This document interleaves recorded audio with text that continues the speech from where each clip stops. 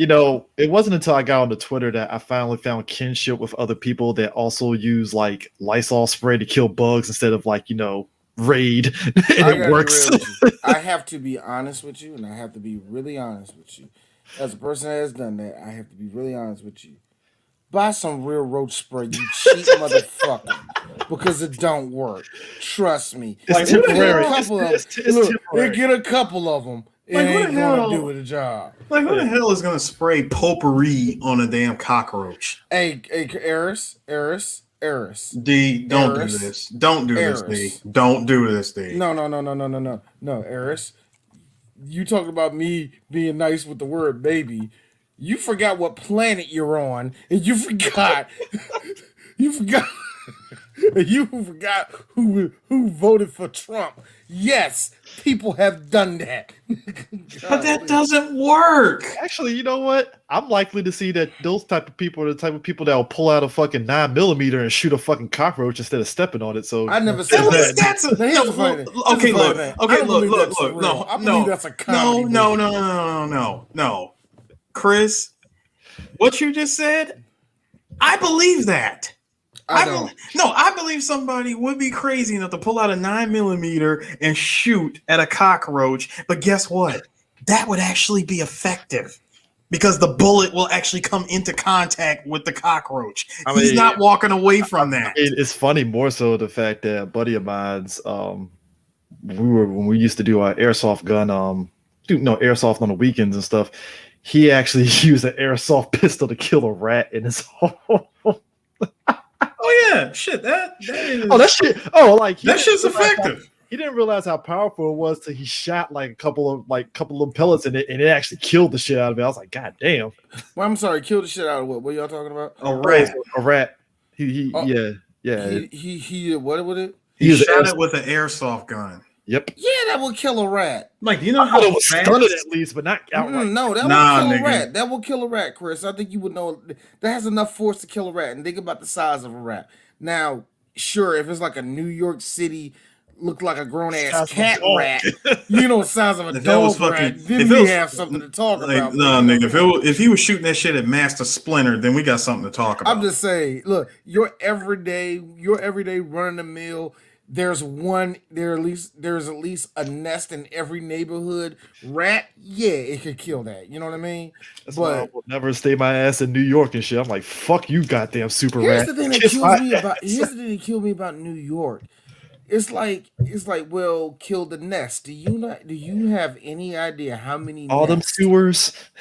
Not just no, look, Chris. No, let's keep your heart in your chest. Let's just talk about your park. Mm-hmm. That's what I'm saying. Good Lord, New York is. Oh, when I heard infested with it, man. about that Chipotle in downtown New York, they got overrun by mice. I was like, yeah, of course they got overran. And then they tried to still run that restaurant. And I'm like, bro, that was not going to work. They kept getting into rice and stuff. You think my black ass is going to be eating in that restaurant? Hell no. I'll never forget that. I'll still never forget that time. Like we were at San Diego and we went to that Big ass flying cockroach on the wall. Like, nope. nigga. That wasn't a cockroach. That wasn't a cockroach. That was the owner of the restaurant. I don't give a fuck what y'all say. Hey, look at me. No, look at me. no. I'm the captain now. No way. You know what happened? No, You know hold what on. happened? No, D, I don't know. Wait, D, were you there when I said, hey, yo, who let Baxter Stockman in Yes, here? I was there, nigga. Yes, I All was there. four of us. It was us three in Nigeria, and all was like, yeah. I fuck like you. how yo, that's what happened. That's what happened. Everybody in there, that cockroach smelled foreigners. He like, I'm about to scare the shit out of these niggas. He flew up there, forgot that me, Eris, and Nigeria are all niggas from DC. And we're like, yo, nigga, kill Mo. Don't Eris, Note the DC phrase of "kill Mo." Something that D never says unless something scares the living crap out of him. Nah, kill Mo. We out, bro. My years of California, the only thing I ever said was loafing, and a bunch of California people were like, what the fuck is loafing? You want to know something funny? No. Now hold on, Eris. Now, Chris would know about this. Hey, Chris, remember when you go down south in the summer and the word luncheon first came to a the word luncheon to a North Carolina person to this day, I swear, man, they can hold you. They can be they have a gun to your head. Like, I'm about to kill you, nigga. Nah, man, you lunching. Wait, Like, nigga, what? They would put the gun down like, What? whoa, dude, What's a chill. lunch? Wait a minute. But you sitting down, I got a gun to your head. Where's the lunch? Nigga, where you running to? They literally turned into Goku trying to figure out that 9-piece puzzle during that filler episode of Dragon Ball. This is why I And like. he's like, "Don't help me! I'm trying to figure it out." That's why I like. Yo, Eris, real talk. Hold on, real quick. I hate how Akira exposed my nigga Goku like that. That ain't funny. That ain't funny. Yo, this is why. Oh, he can't. So he's a little bit retarded. Shut up, y'all. Y'all need to get off Goku. He saved the Earth, nigga. This is why I loved Old Boy's IG video when he was saying when he went to University of Maryland, he was like, "Okay, I have so many questions. What the fuck is loafing?" And I'm mad that he specified PG County. It is. That's a PG County word. I know, because but I appreciate that apparently little detail in the video though. That was because like, apparently niggas from VA go, "Oh, loafing. Okay, yeah." It takes them a full 5 seconds to load up what loafing means. You know what's so funny about that? About loafing? I heard that in what is considered the blackest Disney movie of all time. I heard that nigga Pete say that shit in the Goofy movie. Yes, he did. somebody black in that writer's room said loafing, snuck it in there, and some white person did not know what the fuck he was talking about. I was like, yeah, sure, put it in the Either script. two there, Chris. Either A, you're right with that. It was one of the black writers who was from Washington D.C. Or real talk, cultural appropriation. Niggas do it better. Cultural appropriation. Hey, somebody actually gave me a DM. Somebody gave me a message like, "Yo, so what's Namekian like? What's Namekian cultural appropriation?" I'm like, that nigga Gohan. Need me to say more? Yeah. Nigga put on the fucking hair wrap and everything, and I'm like, bro, you're not even Piccolo. I'm just like you. So you just gonna take my? So you're just gonna my image, take my culture. take my culture, use it for yourself. fuck me, Nah, right? a little white Fuck me, child. all right. Nah, a little white child. But I think I'm Japanese. Actually, I think I'm saying, you know what? They don't specify the anime. It's like, you know what? I'm not even good. Like, look, my character ain't even gonna be popular enough for it to even matter. No, people forget the fact that even Piccolo didn't want Gohan dressing up as him when he put fucking Goku's fucking shit and was just like, well, you got my symbol on the back of Goku's outfit. We're good. Yeah. Yeah. It was like, That yeah, was- nigga. look. Like, no, you know what that was? Yeah, nigga, I jumped you in. That's my game. Yeah, what? Yeah, I got your son. What you gonna do about it? You don't like him, do you? Nah, this nigga always hungry. He's hungry. I feed the motherfucking dinosaur tails, but the motherfucker want more. Goddamn. Like one time this nigga was stuck at the top of a mountain. I threw this nigga down 2 Smith Granny apples, and he ain't even think once about climbing down. Yes, sir, that was no. 3 apples. You gotta make Hey, it Eric. odds. Now, hold on. Check this crap out. What he said on there, here's Goku. Is that true he sent you apples? You ain't eat the motherfucker? Really? Yeah, I would have beat his ass too. You right, yeah. I mean, like I said, no. look, and then Piccolo goes down all the list. Hold on. Yo, Piccolo goes down the list of all the shit that Gohan did right, and Goku just sitting there doing whatever all black parents do. Uh-huh. Yeah, really? Wow. So you just gonna wild out in front of Mr. Piccolo, huh?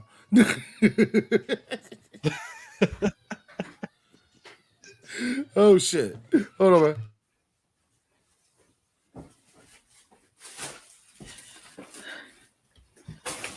Oh yes, sir. Yes, sir. Yes, sir. Yes, sir. Sorry, I missed it. What'd you say, D? Nah, he was saying, I was saying. I'm sorry. Oh my god. I just conjured my kids to get their ass whooped. As soon as I just got quiet, I heard Andy lighten up one of my kids. I just conjured their ass getting whooped. Well, you know what you got to do, D. You know what you got to do. You got to pull the fat beach and go, use the left. Use the left. Nah. I don't do that.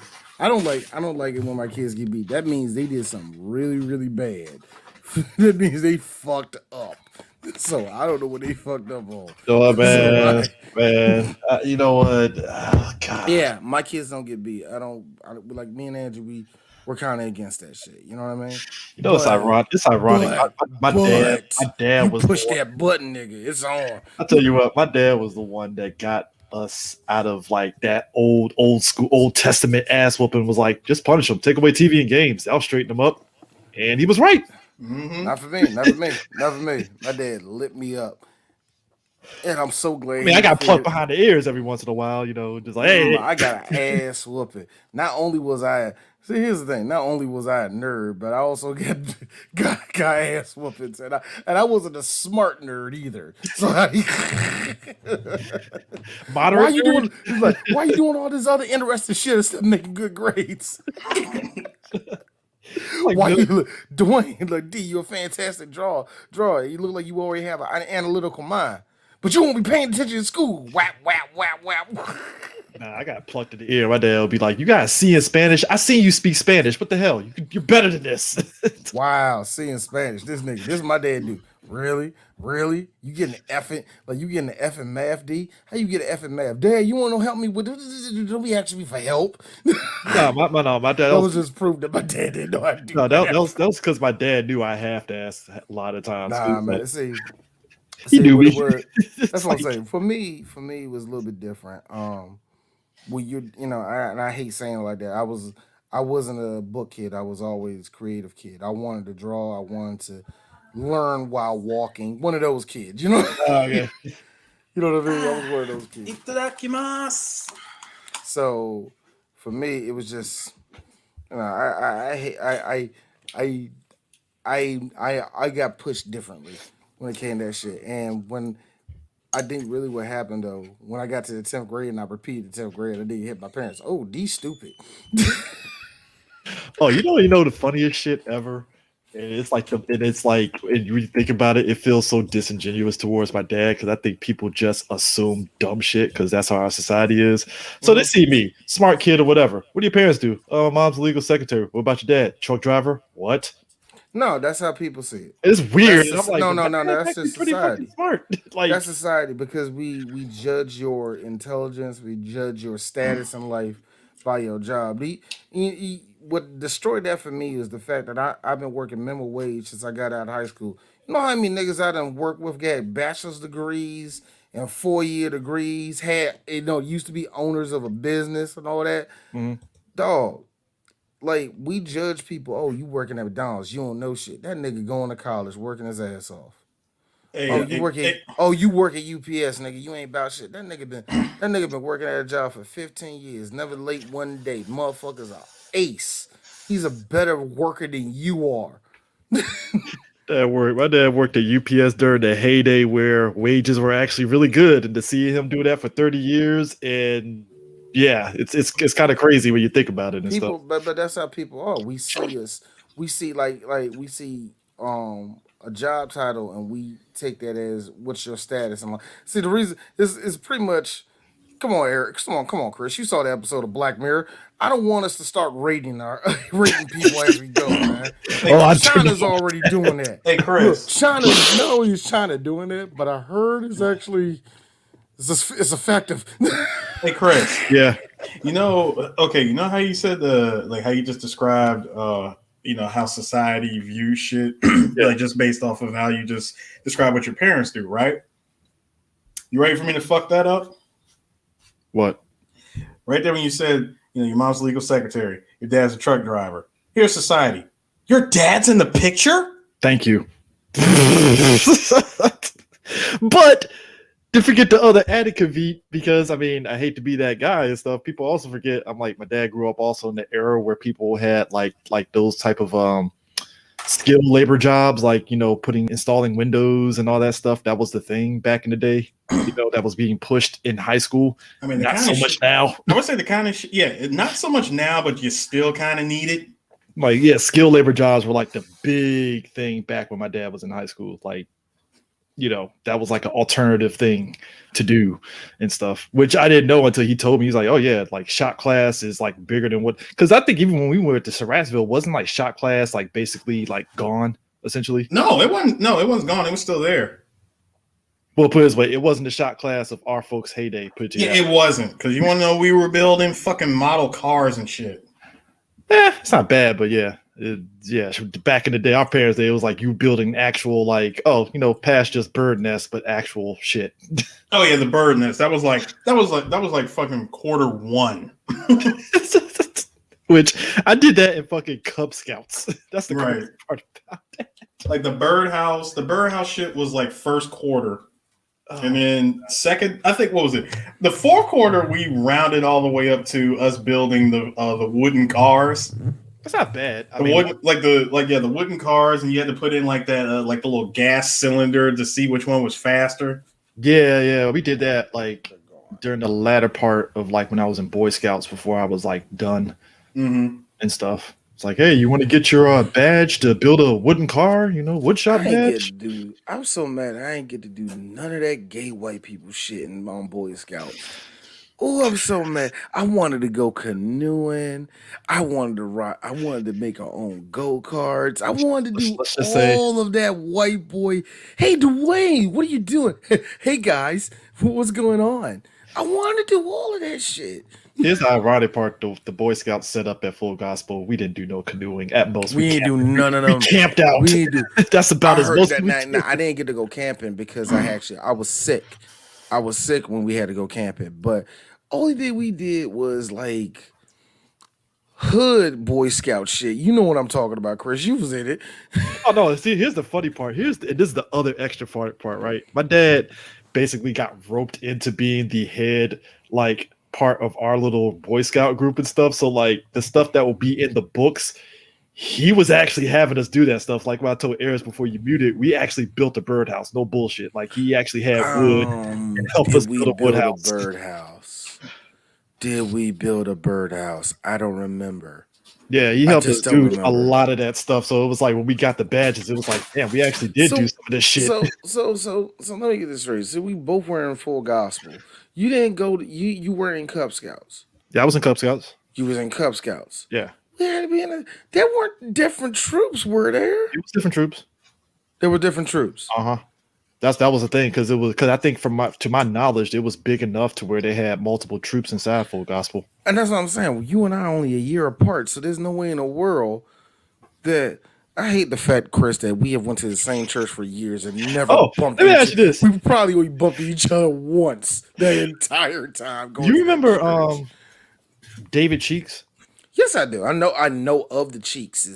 He was in my troop. Yeah, I knew. Oh, okay. So there were separate troops. Yep, he was in There our. really were. He was in Now our I troop. remember. I vaguely remember that. Yeah, he was in our troops and stuff up until like right when I hit middle school.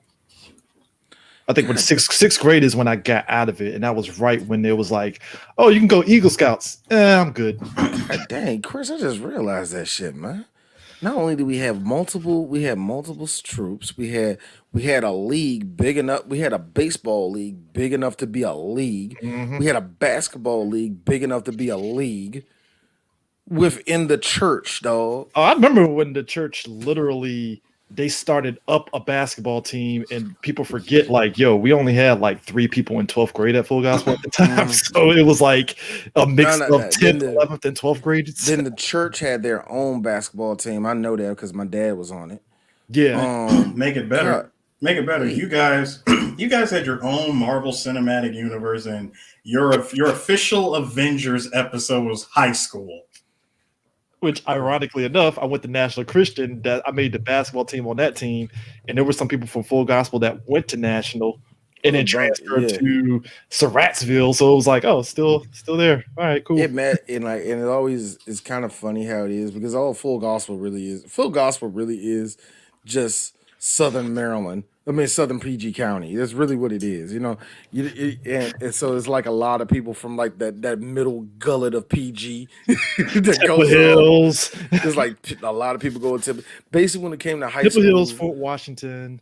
It was Temple Hills, Fort Washington, Clinton, Forestville, District Heights, Capitol Heights. There was Marlow Heights. There were a whole lot of people from Hyattsville. Really? Yeah.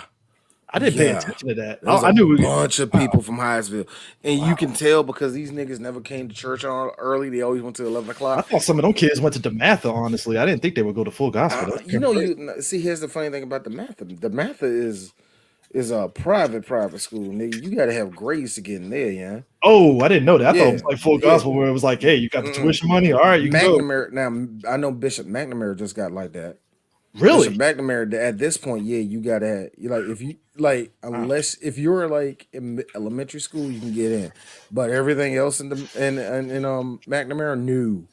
Oh, so they passed that high school public school standardized test shit. They're like, Nah, oh, they're done with that shit. Yeah, and I don't blame it because McNamara it's a name. You know what I mean? It's a name now. So yeah, I expect that crap. All the little black Christian schools, Christian. I hated Clinton Christian, man. I told that's where I failed. That's where I failed the 10th grade at. I hated Clinton Christian. I didn't learn a damn thing at that school. The only thing that I can say that I learned, actually, no bullshit. I actually learned Julius Caesar.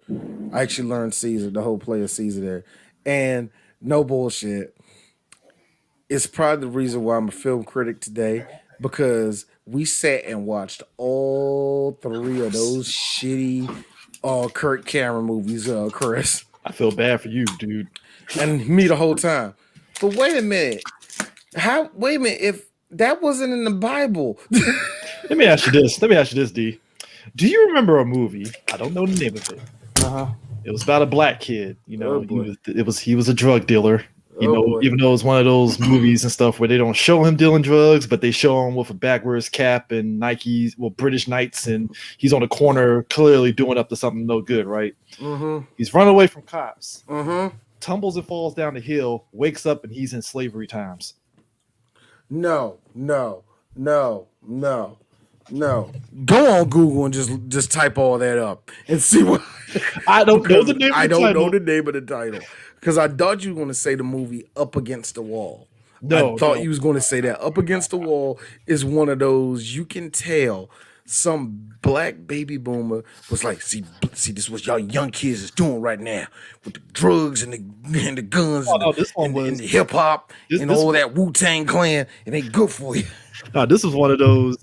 Hey, you kids gonna learn in slavery times. We had it bad. You have it good. You should do better. Those type of movies and shit. Man, I never had a movie that spends an hour and a half to 2 hours telling young black kids do better. Oh, here's how ain't shit this movie was, right? So you know how most movies where they travel back in time and stuff like that, and those slavery times, the person, they end up basically getting changed out of their modern clothes and they wear the slave stuff, right?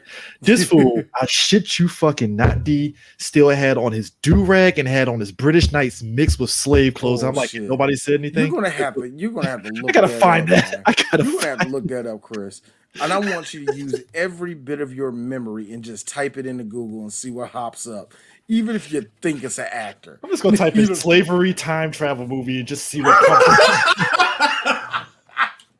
I'm sorry, that is a beautiful title. Slavery time travel movie. DeMarcus was just a regular drug dealer until one day he fell down a hill, bumped his head, and he ended up in the 1700s. And now he's going to learn that being a drug dealer is bad for the black community because we used to be slaves. So if you know that you were a slave, you wouldn't do nothing bad. That's the lesson. Cut to a scene. I ain't picking this cotton. What you say, boy? Hey, yo, man, being a slave is whack. And hold on, let me go ahead and throw it in there because it needs to be done. Rob Schneider as the slave master. What you say, boy? And it gets real, and the drama really gets turned up when Snoop Dogg shows up. Hey y'all, snippity bibbity. No, hold on. Hey y'all, snippity bibbity, but slavery. Motherfucker still got the laid hair. He got the laid hair, the cape, and everything. I'm like, got a laid hair, cape, blunt, but he got like a shackle around his neck and ankles. Oh man! Oh, wait a minute! Wait! Hold on. This is the 90s, right? Yeah, this came out in the 90s. Yeah. Oh, well then, nigga, Yeah, D. we're Hold on, talking like early 90s, hold on. Then this is perfect. D. This is fucking growing my afro, dead man walking Snoop. bruh. Hey, yo, what? Like for whatever reason, they gave him a gold tooth. I don't know why. They just did. the director thought that would be a cool addition. And then several years later, Snoop would adopt that gold tooth into his pimp character named Big Jeffrey. I forgot about that. Man. You know what, man? The fact that Snoop has had different Pokemon of himself is amazing to me. Nigga, why do you think I changed my hair so much over the years? This nigga got so many Pokemon evolutions, man. I don't even say Pokemon evolutions. I just think the DLC of Snoop Dogg got is insane. That's all I gotta say, man. It's Dead or Alive 5 level of insane. Wait a minute, wait. You mean to tell me there's a Rastafarian winter version of Snoop Dogg? What? Y'all remember that? Oh, Eris probably remembers this. Maybe you might remember it, D, if they played it in your school. Remember that movie Eris? Was it A Thief's Journey? I remember A Thief's Journey. Nigga, they used to play that shit all the time. They play that shit all the time in some Why did that shit feel like Great Value? Fucking what was the fucking name of that movie that came out in the 80s where the girl got a fucking abortion or whatever? Fuck. Sophie's Choice, man. No. It was this kid like this chick, but she ended up getting pregnant by his best friend, and he paid for her abortion. And then at the end of the movie, thinking that after he paid for her abortion, they were going to get together. And then boom, she goes right back to dude that got her pregnant. And he ends up walking away, running away, crying and stuff. I was like, this is the most saddest fucking ass movie ever.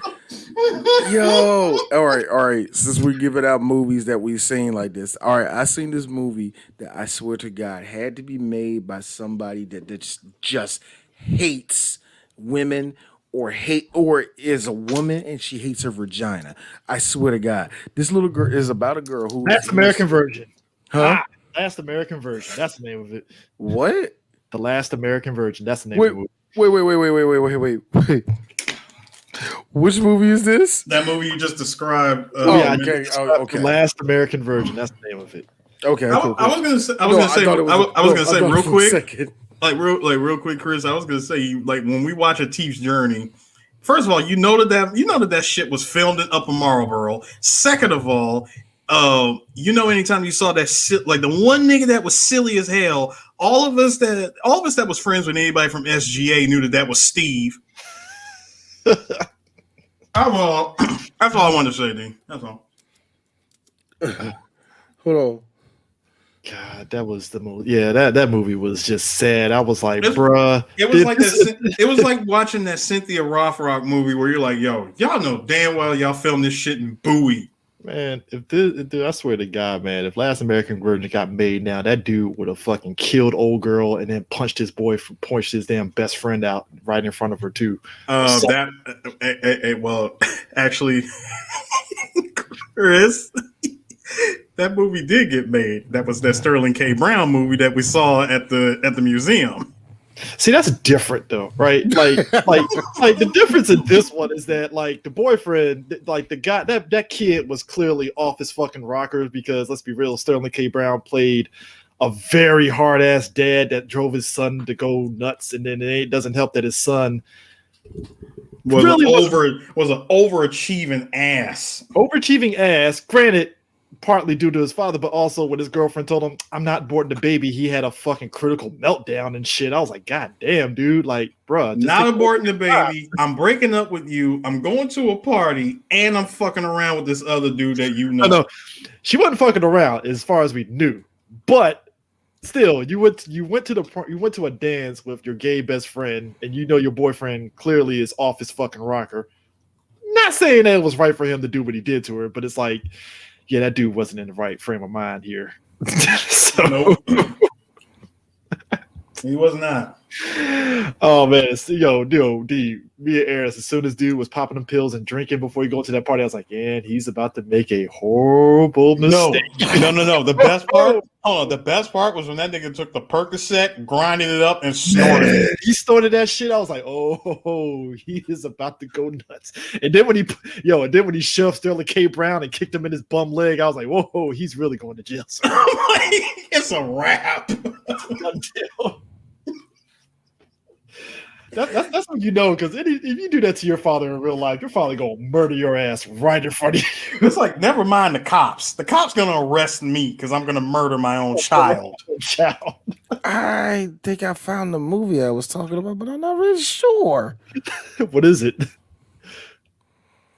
Just Another Girl on the IRT. Yes. I think this is the movie. Yes, I know what you're talking about. All right, does she get pregnant by a dude? The dude leaves her, and she ends up having a baby inside of a tub. That's it. Mm-hmm. God, this movie's fucking trash. I fucking hate it. Oh my god, no! It's one of those movies. Whoever wrote this hates women. Just hates women. It's a woman that director wrote it. I know. And it had to be a woman because it wasn't a movie of it's like, girl, you better not go out there and be a hoe. It was just more of you trapped in the ghetto.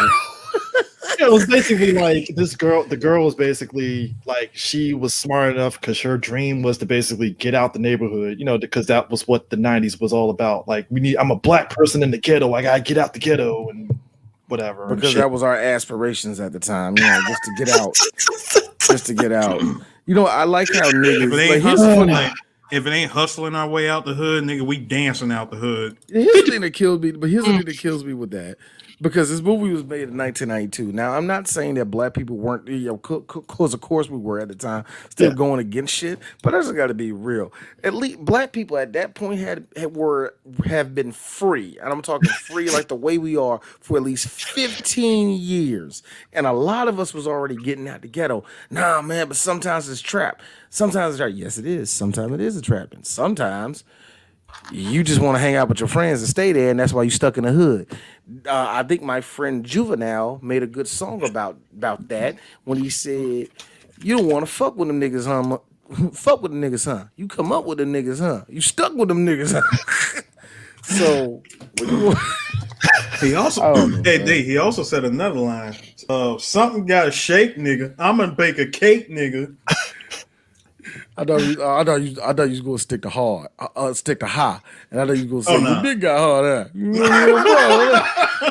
Gotta be real with you. I love that line because he clearly outed a pedophile, and nobody stopped the pedophile. No one. I gotta be real with you, man. The best reason why I love Ha is the fact that Hove tried to get on that track on the remix and could not keep on beat for shit. He couldn't. Holy shit! I thought I was the only one. I was like, bruh, Hove, stop, you're fucking up the song. Oh my god! You know how many songs I always felt Hove was just inappropriately placed. That song and "Beware the Boys" from Punjabi MC. Fucking Juvenile was sitting in that studio listening to that remix like, this shit trash, but whatever. I ain't gonna tell him. All right, you know what, Chris? I'm not blaming you. Like I said, just like with "Beware the Boys." As soon as you got this nigga rapping in full ass Pakistani, here comes Jade. I'm like, you do know when this song plays in America. Hold on. You do realize that once this song comes out, we only gonna understand what fucking Hove is saying, and fucking Punjabi, we just gonna be attempting to sound the same of what this nigga's saying on the hook. Oh my god, I wasn't even thinking about that. Yo, why the fuck? I'm looking at all the lyrics of this damn song. Everything it's like it. You're an adult. We're adults now. Everything we have come across. You can't keep your old lady because you keep fucking her friends, huh? Good Lord. You got to go to court, huh? Yes, I do. You got a subpoena for child support, huh? Here's the ironic part. That video had no correlation to the fucking song for It had none. Dude, this was that classic hood video when they just get still shots of random motherfuckers in the hood. I love it, don't you? Like you get kids running around in the hood. You get that one nigga who just happened to have he happens to have a damn exotic animal like a fucking snake and shit around his neck. Random hoopty just driving around the corner. Random hoopties my driving favorite around. one. No, my the favorite old one. hold on, the old couple sitting on the corner. Nope, my favorite. Well, that's a good one. My favorite one, the old black mama that got a picture of her son. Oh yeah, holding up a picture of her son in the middle of the street. That shit. Yeah. He was murdered on this block. See, this is gonna be real special, and people gonna know. We don't know who the fuck you are, lady. I'm sorry. Meanwhile, Crazy Bone put out Thug Mentality and tried to do a Michael Bay fucking movie in this goddamn video. I'm like, bro, what are you doing? What are you doing, Crazy? Hey, look, this is how you do it. That's how you do it, man. Dude did a heist movie for Thug Mentality. I was like, this is a heist video? All right. Like, wait a minute, your face was on news last night, huh? You were the one robbing the buildings on the shoes last night, huh? You don't look, hold on. This part, I know Bama's that, you know, if you told that to they face, they get mad at you when you say shit like this. You don't go to the projects with a dog hat. Claim you dog, you ain't got no order. You went to a Noli, you went to Noli New Year's Eve, huh? Got stuck in that bitch, could live. and then right after you done clowning them, you just go, you a paper chaser, you got the block on fire. You said you got a trespass. You got a trespassing charge, huh? You big got all that. You look at little bros. Hey, you were the one to quit her. And the line that, you know what, the line that pissed me off of the remix and stuff, because it felt like Jay was running out of something to rap on. This line. Then they send shots through your fitted cap, the big guns, they go brat, brat, brat, where your niggas at. I was like, did you just run out of lyrics at this point, Jay? Yes, you did. Hey, look. Jay is fine. I'm serious. Jay is fine. Because as a person that listened to that whole Juvenile album, Juvenile mumbled half of his words all the time. But in 98, it was so hard, though. It was hard to win. It was hard. It was different back then. Hey, Chris, hold on. When he did that, like, even though you say he bubbled the lines, right? And Jay said what he said, and you felt like he ran out of lyrics. No, this is late 90s, Jay. And he forgot a Biggie line that he was supposed to straight up steal. You need to stop, Oh, sir. this is 98, so this is after Volume 2, right? Yeah. No, Jay didn't stop.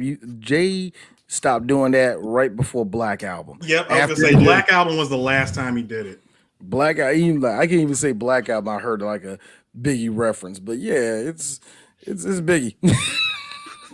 somewhere Irv Gotti's like, yo, Jay, I told you how many goddamn times? We're done with that shit. Here's the problem, Irv. You irrelevant. The only thing Irv gonna do is, but you can't be from the fucking DMX beats, so what the fuck you playing about? It's like, you know, when you said it, you can't be DMX beat. No, because I always say this about Bama's wrestling and rap has the same problem. So what's up, man? Remember I came to you on the beats? What's up now, Jay? Here's Jay. Nigga, that was in 97. It's 2014. Why are you still mad? Nigga, Wrestling and rap are the only two places where I see Bama's keep a beef for a solid 25 years over something that was nothing. But the kicker is that nigga, it was too like, nigga, it was 97. You were right. I will give you that. It's 2014. Let it go. Now hold on. Dog, no, man, hold on. I'm Then you a get billionaire wait. now. Then Why you we got care? Then you got Ain't Shit Jay, right? Nigga, it was 97 and the beats was trash. And also, we clearly saw DMX do that 8-ball in front of us. We can't stop. We got to look. We responsible for him going down that road. We should have been better friends. I gotta be honest. Jay probably saw DMX take a sniff of blow on that Money Cash Hoes video and didn't say shit. No, he did that Freezer meme. I'm back. I'm doing that.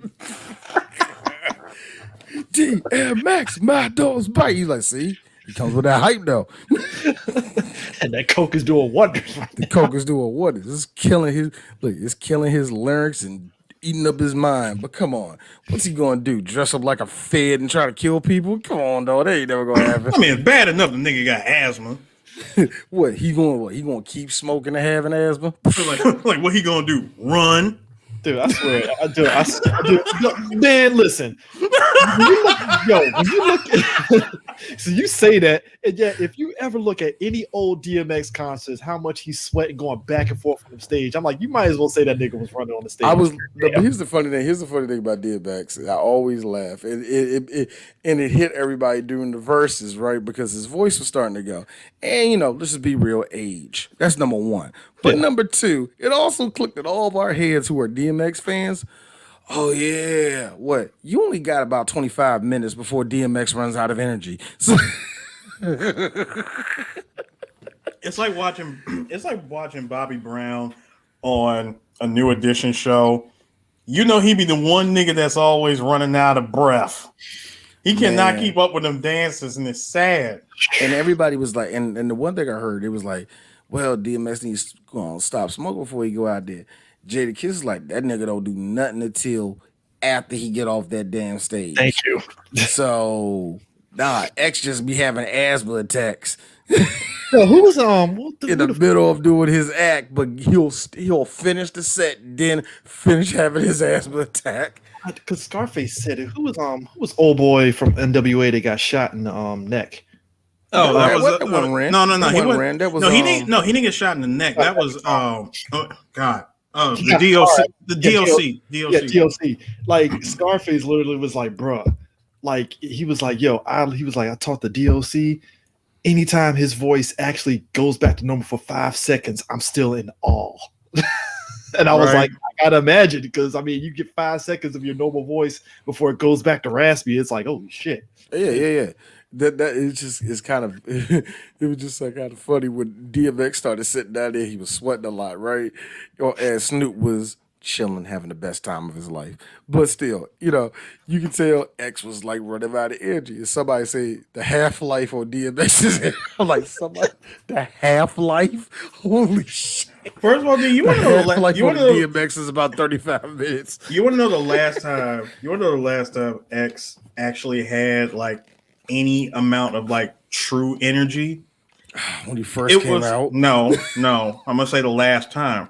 Last time that happened was the same night that he performed the same night that was Heavy D's last performance before he died. Oh yeah, I'm not sure what year that was though. That was like mid 2000s. That was mid 2000s, like 07. It was 07? Mm-hmm. That dude, DMX was like full of energy and stuff at that point. So, but on top of that, you also gotta keep in mind, this was still around that time where we're like, yeah, X nigga, you are known for not showing up to award shows or just like any event, I mean, and this is the one time he showed up, because remember, we ain't seen this nigga in like 2 years. I mean, I gotta be honest, like I think DMX at his peak, his fandom was Woodstock 99. Like that blew my mind. Number one, to see a sea of white folks, because I mean, it might have been some black folks in there, but that was a sea of white folks. Wait a minute, you said his peak? That was his peak? His peak with white folks? No. Chris, you forgot. No, it was 99, because that song did come out in 99. Yeah. The white folks did rock it. So yeah, I agree. Party Up. Yeah. No, it didn't get hotter until the following year. Talk 2000. Well, because at Woodstock 99, that wasn't out there when he did Woodstock 99. Yeah. And even if it was I'm saying set, for that. No, I'm talking about that whole year. That year as a whole. Yeah. I said the following year. 2000. Oh yeah, 2000. That's fair. I said it's 2000. DMX was everywhere in 2000. You couldn't go nowhere else without that Bama. That was the height of his popularity, and it lasted for about 2 years. Yeah. He was still hot. Like he was still hot off of it. And then there was X. Considering that nigga put out 2 albums after that album, both of them went platinum and shit the same year. God damn. DMX and the amazing part about it was DMX still accomplished something that Bamas are still trying to reach.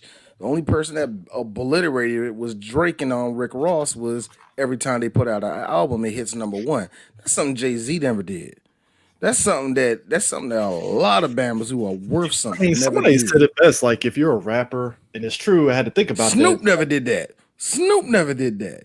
It was like X basically, accomplished that. if you're a rapper, you have a shelf life of like 2 years. a peak of like actually this guy said 3 years tops. Yeah, he's right. Which I had to think about that because when I think about that, I was like, but standard minimum of 2 years. I stand him in 2 years, but he was like, you get 3, maybe 4 years of being like the high, and then after that, you kind of fall off and stuff, and maybe you might get lucky to get a second wind, maybe, you know. And we're talking about, but that's off of commercial success. Actually, I would go, yeah, that's about right. Yeah, it's about right. Because commercial success is it's hard to do. It's hard to do. That's why I told everybody. Like it's Snoop, Jay, Drake, M. Yeah, that's it. That's it. That's an exclusive. That's why look, and I'm being real. The only reason why M's there is because he is Caucasian. There's nowhere else. I mean, it's wild too because I think but I think that's also like because I mean I would be honest with you, M just like Jay and stuff. He coasted. Jay coasted as much as people don't want to admit it. He coasted. I can't say M. I really can't say that M coasted because remember, M was hot all the way up until I collapsed. And then he put out. He coasted from there. Hold on. He coasted, especially off of 2 albums that really weren't that hot until Recovery. Yeah, because when he did that 4th album, and then I'm done covering with that. No. Yeah. That was a coast. Yeah, all of that was a coast. Eminem has not tried since I collapsed. He hasn't. Recovery was the only. It's clearly there. No. He tried. Hey, Chris, he did, and guess what? All of his fans did. He didn't talk about his penis not once. He didn't talk about killing Kim. He didn't say nothing about a celebrity that I mildly don't like. He went platinum on Recovery, but then it was like, fuck, they don't want to hear that. Hey, Rick, help me out. All right, M, let's go. All right, M. So here's what I want to do. I'm gonna give you 16 tracks full of shit, and one, it's okay until they slow down and actually listen to the lyrics of the song. All right, I deal with that. And then I'll get that little fire. Hold on. Then I'll get that little firecracker Rihanna in there. No, it's like this. How about that? Here's Eminem. She's still picking the phone, right? Yeah, she still is. Whew. I swear, black women really don't like him. Hey, Rihanna likes money. Here's Rick Rubin. Hey, I don't know what to tell you, man. Like I don't know what to tell you, man. Times have changed. Kids out here wearing skinny jeans and skipping and shit. Yeah, which is weird. You're like, it's weird. He gets up and skips with his skinny jeans. This is why I hate Rick Rubin. Rick Rubin is why I hate white guys who won't hang it up. I'm not saying you ain't a genius. You don't deserve your respect. This is what happens when you co-found Def Jam with Russell Simmons. This is what happens. This is what happens when you have enough niggas. Yeah, man, he one of us. This is what happens. Then Russell Simmons hyped his head up. This is what happens. This is exactly what happens. No, because you know what it is? No, this is what happened. This is actually what happened. I'll tell you exactly what happened, Chris. Black people, hey, you all right, Rick? Rolling Stone, you're a god. And ever since then, even though I can't prove it, I think Rick Rubin was behind accidental rapist. Why I say rapist? Racist, because I honestly God think that he was behind it, but nobody wants to admit it. What makes you think that he was behind that one? Because it's the most. And also accidental rapist sounds like a hilarious song that has not been released by Tyler the Creator. Sounds like a Weird Al Yankovic song if you wanted to get edgy. So one day I was walking down the street. The problem with that is Weird Al. Even Weird Al has his limit. He's got his cutoff. He got a cutoff. He's like, no, I'm not going to parody rape. No. Yo, why the fuck? It was American Dad. They was like, let's do a sabotage, and they was like, no, rabbitage. And Roger was like, so do we get Weird Al Yankovic to make a song? you know, like Sabotage. He's like, yeah, that ain't gonna happen. And then next thing you know, you hear the Sabotage beat, and then you hear Weird Al singing, and next thing you know, they had like a letter. It said, "Dear people, no Weird Al." But he still did the song. It was a very funny skit. I will record it for you one day. It's funny. All right, let's get this episode started. Jubei Kimagami, I see you. Okay, D. I know D, what you're doing. D. I just Okay. wanted to say that. I just wanted No. to say the name, though. I know you did. No, I just had to stop you. Now you know how you said the same thing where I'd be blowing out the mic. You just did that. Yeah, you did. Oh, really? Like that? Yeah.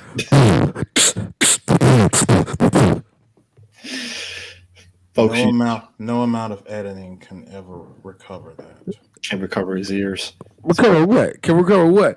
Hey, Chris, real talk. Eris over here talking all that shit. This nigga was pip pop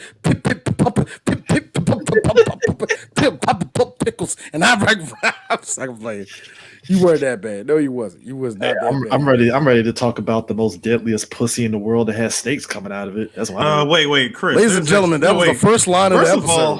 First of all, Chris, I'm gonna need you to be specific because you say the world's deadliest pussy. There are 2 women that have that. I just specified and said snakes came out of it, sir. I don't know. Wait a minute. You said snakes came out of it. What is the anime or Judi Dench? One of the two, man. So you gotta have to specify again. I don't know what you're talking about. How dare you? That's Dame Judi Dench, sir. So I'm sorry, and Miss Dench can't have some bomb ass pussy. This is your problem, Christopher. This is your problem. We did big up what's her face that Cuba Gooding Jr. fucked in the movie. Don't do that. Why are we still bringing up the fact that Helen Mirren just let Cuba Gooding Jr. demolish her on a log?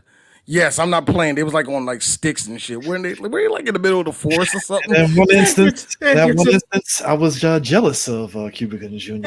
I wasn't. I wasn't complain because his stroke is terrible. No, what is there to complain? You saying that it was done on the log. What's really there to complain? That's your atypical porno set. No. I know you're gonna say something really disrespectful. Come on, D. It's a log, man. Come on, man. I'm pretty sure Helen Mirror was just as dry as that log. Like, yeah. So I gotta say this. But now we're here to educate folks tonight. Ninja Scroll. It's they don't make anime like this anymore, and it's amazing that it's 1993. I'm sorry. I just heard a Japanese guy yell out when you said they don't make movies like this anymore, and I just heard this stereotypical Japanese guy. Yes, cost too much. Cost too much. Workforce lazy. I find it amazing that when you think about anime and stuff, right? I think folks that aren't our age that watch anime earlier on, you think about the American cartoons that came out, and the only edgy cartoons we had up to that point. I know I've invoked this before on the show. That fucking movie Heavy Metal, that was the closest you got to anything, bro. And Heavy Metal was from the 80s. And let's just be real about Heavy Metal. It was made for baby boomers and Gen Xers. It really wasn't made. And it's made for white guys. Let's really specify that. And this is no knock on Heavy Metal at all, because I watched Heavy Metal at least like 3 times. If you like Blue Oyster Cult, oh, it's your movie for you, sir. Yeah, it's one of those. Look, it's one of those movies. It's like Fritz the Cat, where you're not really looking at it. You're looking at it as like more, for what it meant, how monumental, how what it meant for animation, stuff like that. That's the only reason why you will watch it. But anyway, and then there's one more, and then there's one more. The '90s equivalent, but tame by comparison, Cool World. Yeah, I think, but like what Chris just said, we didn't have nothing out there. Every adult cartoon was considered just that, adult. Didn't matter. It didn't matter what it was. But the adult cartoons that we got before anime came up, it felt like for me at least, I felt anime. It felt like it was kind of an all ages thing, even though Akira clearly ain't for kids. But it was just something there that's you could show it to a kid, and it's something there that would engage them more than. I disagree. I disagree with that too. I disagree because it was a couple of things. Number one, Chris, because there wasn't that much content out there for us at the time outside of Looney Tunes or whatever came out on Saturday morning. When we turn the channels on cable and all of a sudden you trip over crying Freeman, you're watching it no matter how shitty it is. You're like, what is this? Yeah. Like, or that time y'all just happen to see this beautifully drawn assassin with aviator shades, and he pulls out that sniper rifle and pulls that trigger of Global 13. I am mad I never caught on to that till I hit high school. I'm really mad. Look. I didn't hit Gogo until I was an adult. Well, I told you about it, and then No. I always know. I knew about it when I didn't know about it until I became an adult. And then when the series came out, here's come Chris, nigga, look at Gogo 13. I don't know, nigga. And that was our third episode of Three Black Geeks, I think, or something like that. But where I disagree, Chris, is every anime that came out was how can I put this? Every anime that came out during the niche period of the early to mid 90s was just straight up movies. Mm-hmm. You know, this like Scroll. Dominion Take Police, Ninja Scroll, Akira, Venus Wars, Akira, Ghost in the Shell. And we're not even talking about the Harlock Saga or anything else like that came out that really didn't get a wide nothing release. like that. The Street Fighter animated movie. And just to name a few that just sprinkled. If you're really being risque, but then again, Wrath of the Ninja came after after anime started blowing up. Okay, I don't say, but still, no, I don't know. No, he's right. It did because Wrath of the Ninja really didn't hit America till like the late 90s. Like early Toonami era, basically. Like real early Toonami, like 98. Like back when Wrath of the Ninja played on Showtime. Yeah, that's like 90. Sure? Yeah, Because I am sure sure. it came out in 97. Nigga, I am 99. staring at my freaking VHS tape that has that shit. Yeah. No, but I'm sorry. Whoa, stop. You own Wrath of the Ninja? Yeah, I think a lot of people. No. I'm talking about Eris over there with his VHS being proud of his mediocre ass movie. Nigga, did I say I bought it? I said I had a VHS copy that I recorded straight from Showtime.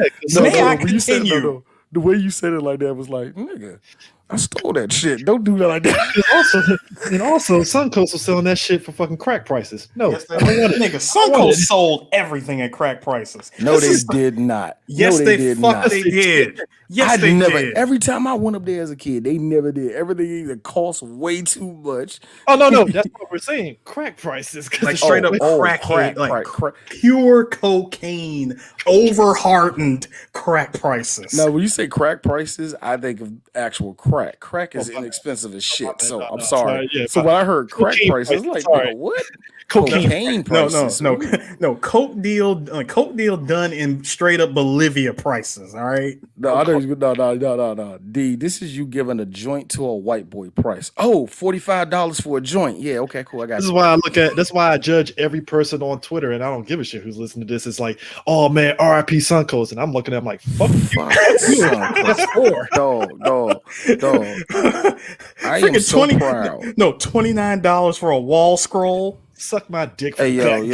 No. I remember the day I walked into Suncoast and Fooly Cooley for 2 episodes cost me $34. I never ever in my life wanted to do this, but at that moment, I wanted to drop my pants and take a shit on the floor. That's why I was the asshole when Suncoast shut down the water. If I came in there like a kid in the candy store, take a man blade for $5. Why? Thank you. I'll take it. Wait, let me ask y'all. Do y'all remember this shit from Suncoast? You know, Suncoast was on some asshole shit when you walked in. That one movie or series or whatever it's that one DVD that would be sold for like $35. Special discount price $26. Dog, I remember Walmart that. At you because I could just go across the street to Walmart and get that shit for $20. I would never. No, but Chris, this is back when anime didn't exist at Walmart. Okay, true. Dog, I would never forget the time that I was like, "Yo, I'm about to get the bubblegum crisis. I'm about to get some of the bubblegum crisis on shit." So I was like, "I'm gonna get the DVD." I'll never forget. They marked down the price to $26, and I just sat there like, "No, how is that marked down?" No, we're not doing How is this at that marked all. down? That's why I How's bought it down? Ninja Scroll from Starland Anime. You know, when Starland Anime used to be Starland Anime in video games and not Starland video games, you know, like they are now. I But I know he bought can't. I know he can't hear me. Hey D in 2001. Yeah, you hear me. Don't pick up that Dragon Ball VHS. That's $20. Don't you pick that up, D. It's Don't you pick this $20. nigga picked it. This nigga picked it up. Oh my God. The $20 for 3 edited episodes. Ocean. No. I'm Era. about to hit you with this. I'm like, oh my God, for real, D, show me what it is. The story of BoJack, nigga. That's only 1.5 episodes. Are you serious? $20? No, the BoJack What? special. No, the BoJack special. Yeah, I would swing for it because this is before. That was 48. No, Eric, This- how do you think I felt though? I thought it was a whole ass movie. I look on the back of that bitch, 44 minutes. No, see, D, you messed up. You didn't get it at the time when they were advertising both the BoJack and Trunk special. No. Okay. Time for a story of broke ass D. They did do that, but they only had it for the DVD, not the VHS. I didn't have my PlayStation 2 yet. The game changer of anime. The game changer. That was the game changer. People underestimate Oh my that. God. You know how many, dude? Here's how. Before we get back to Ninja Scroll, folks, I wanted to put a picture here, right? Imagine, if you will, you go inside a barbershop and you see a PS2 in a barbershop, and motherfuckers can finally play their bootleg DVDs on that shit. They were fucking rejoicing everywhere. Let me tell you something. You know what? I'm just gonna say it. I saw my first what you call black market porn in a barbershop. And a lot of you saw it too. You know, when R. Kelly was having sex with that clearly underage girl, we all saw. Nigga, that was. I just so happened I'm getting a lineup. I'm like, what are y'all showing? Hey, yo, man, turn that joke off, man. That's the R. Kelly joke. Kids in here. Oh, the Hold on. Time for the worst part. Oh, the irony. I hate you, Chris. Chris. So I'm gonna send you a gift card to Macy's for $20. That was an impressive joke right there. It was well timed. At that, I love it. I love it. So, look, That's probably a real life thing that happened in barbershops. Like, hey, it's kids in here. No, I'm dog. Anyway, but Ninja Scroll, it was one of those movies that, like, a lot of, which is ironic when you look at the critics that talked about the movie. I'm in awe because it's like, for a movie that has gratuitous, a dude that turns into a rock that's sucking on a chick's like boob, like he hasn't had boob ever in life. It's like they really touted up like it's the greatest thing ever. And I'm like, I mean, it is, don't get me wrong, but like, did y'all just walk over like a guy just sucking a chick's boob? Like, oh yeah, they did. The reason why, because Chris, look, titty sucking is the least of your worries in this movie. Dude, it just amazes me because when I look back, and it's 93% on Rotten Tomatoes, right? So it's just amazing to me, like, where critique was then for this anime. And then when you watch the movie and you just see a scene of this dude, like, literally just about to rape the shit out of a chick, pretty much. And it's like, and critics love this. I'm not saying they shouldn't, because I mean, it's beautiful as hell. Here's the thing. Chris, it's okay. It's okay. I need you to take all that PC and put it and shove it up your ass right now. No. It's shoving up my ass. This is a Kawajiri movie. No. This is a Kawajiri movie, and that's the thing I'm talking about. See, here's the thing, Chris. Oh, yeah, and you don't I have to hate it when- sideline me on this one. Oh, no. Sorry, we weren't trying to silence. It's just funny thinking back on it and stuff, and where sensibilities in America is versus now, where it's like everybody just has. That's the problem, though. See, that's the problem I have right now with a lot of people on anime. I remember when Dragon Ball was out, when Dragon Ball Super was out, in the middle of them showing the Tournament of Power, and niggas was like going in on how Akira Toriyama didn't know how to write characters because Jiren's backstory wasn't good enough for them. And I'm like, are you serious right now? Then I had to see people go in and talk about about race relations within Naruto. Are you serious? Oh, and also race relations and Attack on Titan. I don't understand. Like, I don't care on Attack on Titan too. And this is the thing that gets me. Stop. Fucking stop. No. Also, this is anime. This is also, anime. I gotta get on my And phone. also- I gotta get on But my no, phone. no, but Eric, but no, hold on, Chris. Let me get it Okay, out. okay, yeah, This is the thing. This is anime. This are these cartoons. Yes, I had to break it down. These cartoons, they are made by people who live in Japan. They go by their society is different than American society. Yes, they're accepting of gay people over there, but they also bomb them niggas the fuck out over there too. Yes, yes. You could be a woman that's in charge. You could be a woman in anime that's strong and independent. But you're gonna have to show them titties because in Japanese society, we can't What? respect I the gotta get- woman. But also, I had to get on my Funkmaster Flex with this anime too, watching it like this is real hip hop. That's how I am about this movie because I'm like, they don't make this movie like they used to. They don't. No, that's what I'm saying. Like this is a different. This is what you're dealing with right now. And I knew it when I went on Twitter and I went on. I didn't even go on a rant or nothing like that. It was But a fun fact, rant. It was a But rant. the fact that people came back and it was like, oh man, this movie's problematic. Stop. Every anime that you watch is problematic. No, it ain't. Really? How old's that girl right there? I'll wait. Go ahead. You bet. Look, if she's under 18, you better stop. Here's the crazy part about That's it. what I'm saying. You made a valid point, We try to whip out this moral line with a cartoon that was animated in 1993 when none of these subject matters was up and all the rest of that shit. but when you The think fact that Chris, think about it. The fact that we got celebrities coming out and having to apologize for old movies, it's like nigga, they didn't know what they were doing. here's the thing: when you look past just that open with that beginning part of the movie, when old boy is about to rape Kagura and stuff, past that, other than like a boob shot here and there, the movie pretty much plays it straight. Everything everywhere else, pretty much. And So here's it's like, but you want to know that, but at least for me, and I know Eris is gonna melt the whole room because he's gonna talk about how much he like Kawajiri. But I'm gonna give you your moment in 1 second, Eris. But this is the thing that trips me out, Chris.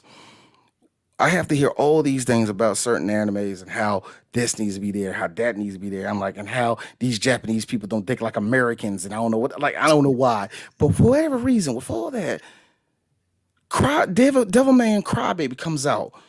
Worse plot than Scroll, uglier than Ninja Scroll, way more violent than Ninja Scroll. It's the greatest thing in the world. How? Way more, and actually problematic. way more problematic. Way more problematic than Ninja Scroll ever could be. And the ending that didn't make no fucking sense. The ending was even worse than the original ending. But people loved it, and I'm thinking to myself, was it the violence? Was it this? Was it that? And everything I look back on is like, oh, all of y'all niggas was born after 1994, and a lot of you don't know how violent anime can actually get. Wow. Here's So the the first irony of violent thing you said it was avant-garde and all that. Nigga, you would have came on yourself if you saw the first 15 minutes of Ninja Scroll. Here's the Get out of my irony. face. Here's the irony of it, and Eris will probably maybe agree with me on this. It's ironic people say all that, but they'll watch the Castlevania show, which looks like it was very heavily inspired by Kawajiri. I won't. No, not like Kawajiri. I wouldn't say It Kawajiri. feels like it a little bit. I don't know. Not at all. Not the animation not- style. No. No. Not at Castlevania. all. Castlevania doesn't have the Kawajiri style because when No you look at aesthetic of it. because at when you all. look at because when you look at what the hell was it? When you look at Highlander. I was about to say Highlander. Highlander, Search of That was Vengeance. it. First of all, Highlander, the thing in Highlander is anytime Kawajiri is tasked to draw a woman, he will always make sure that one woman is properly properly endowed. You know what I mean? Eris, the word is titted. Thank you. Did it. Look, I was trying to be classy, D. Can I have my moment, please? Now look, we want to talk about Now, shit well being- titted woman. like now look, we want to talk about shit being, people say, oh, this is problematic. Anytime somebody says a certain anime is problematic, I always say, you know what, y'all need to nut the fuck up and watch this anime called Dead Man Wonderland. Because there is hold on. Now here's a prime example. There's a prime example. Just let me run with this. Prime example. The commander, Just walking up and down, informing her men of what needs to go down, and then she asked the following: "Are there any questions?" My man, bold as hell. What size are those tits? Her response: "They're G cups." Any other questions?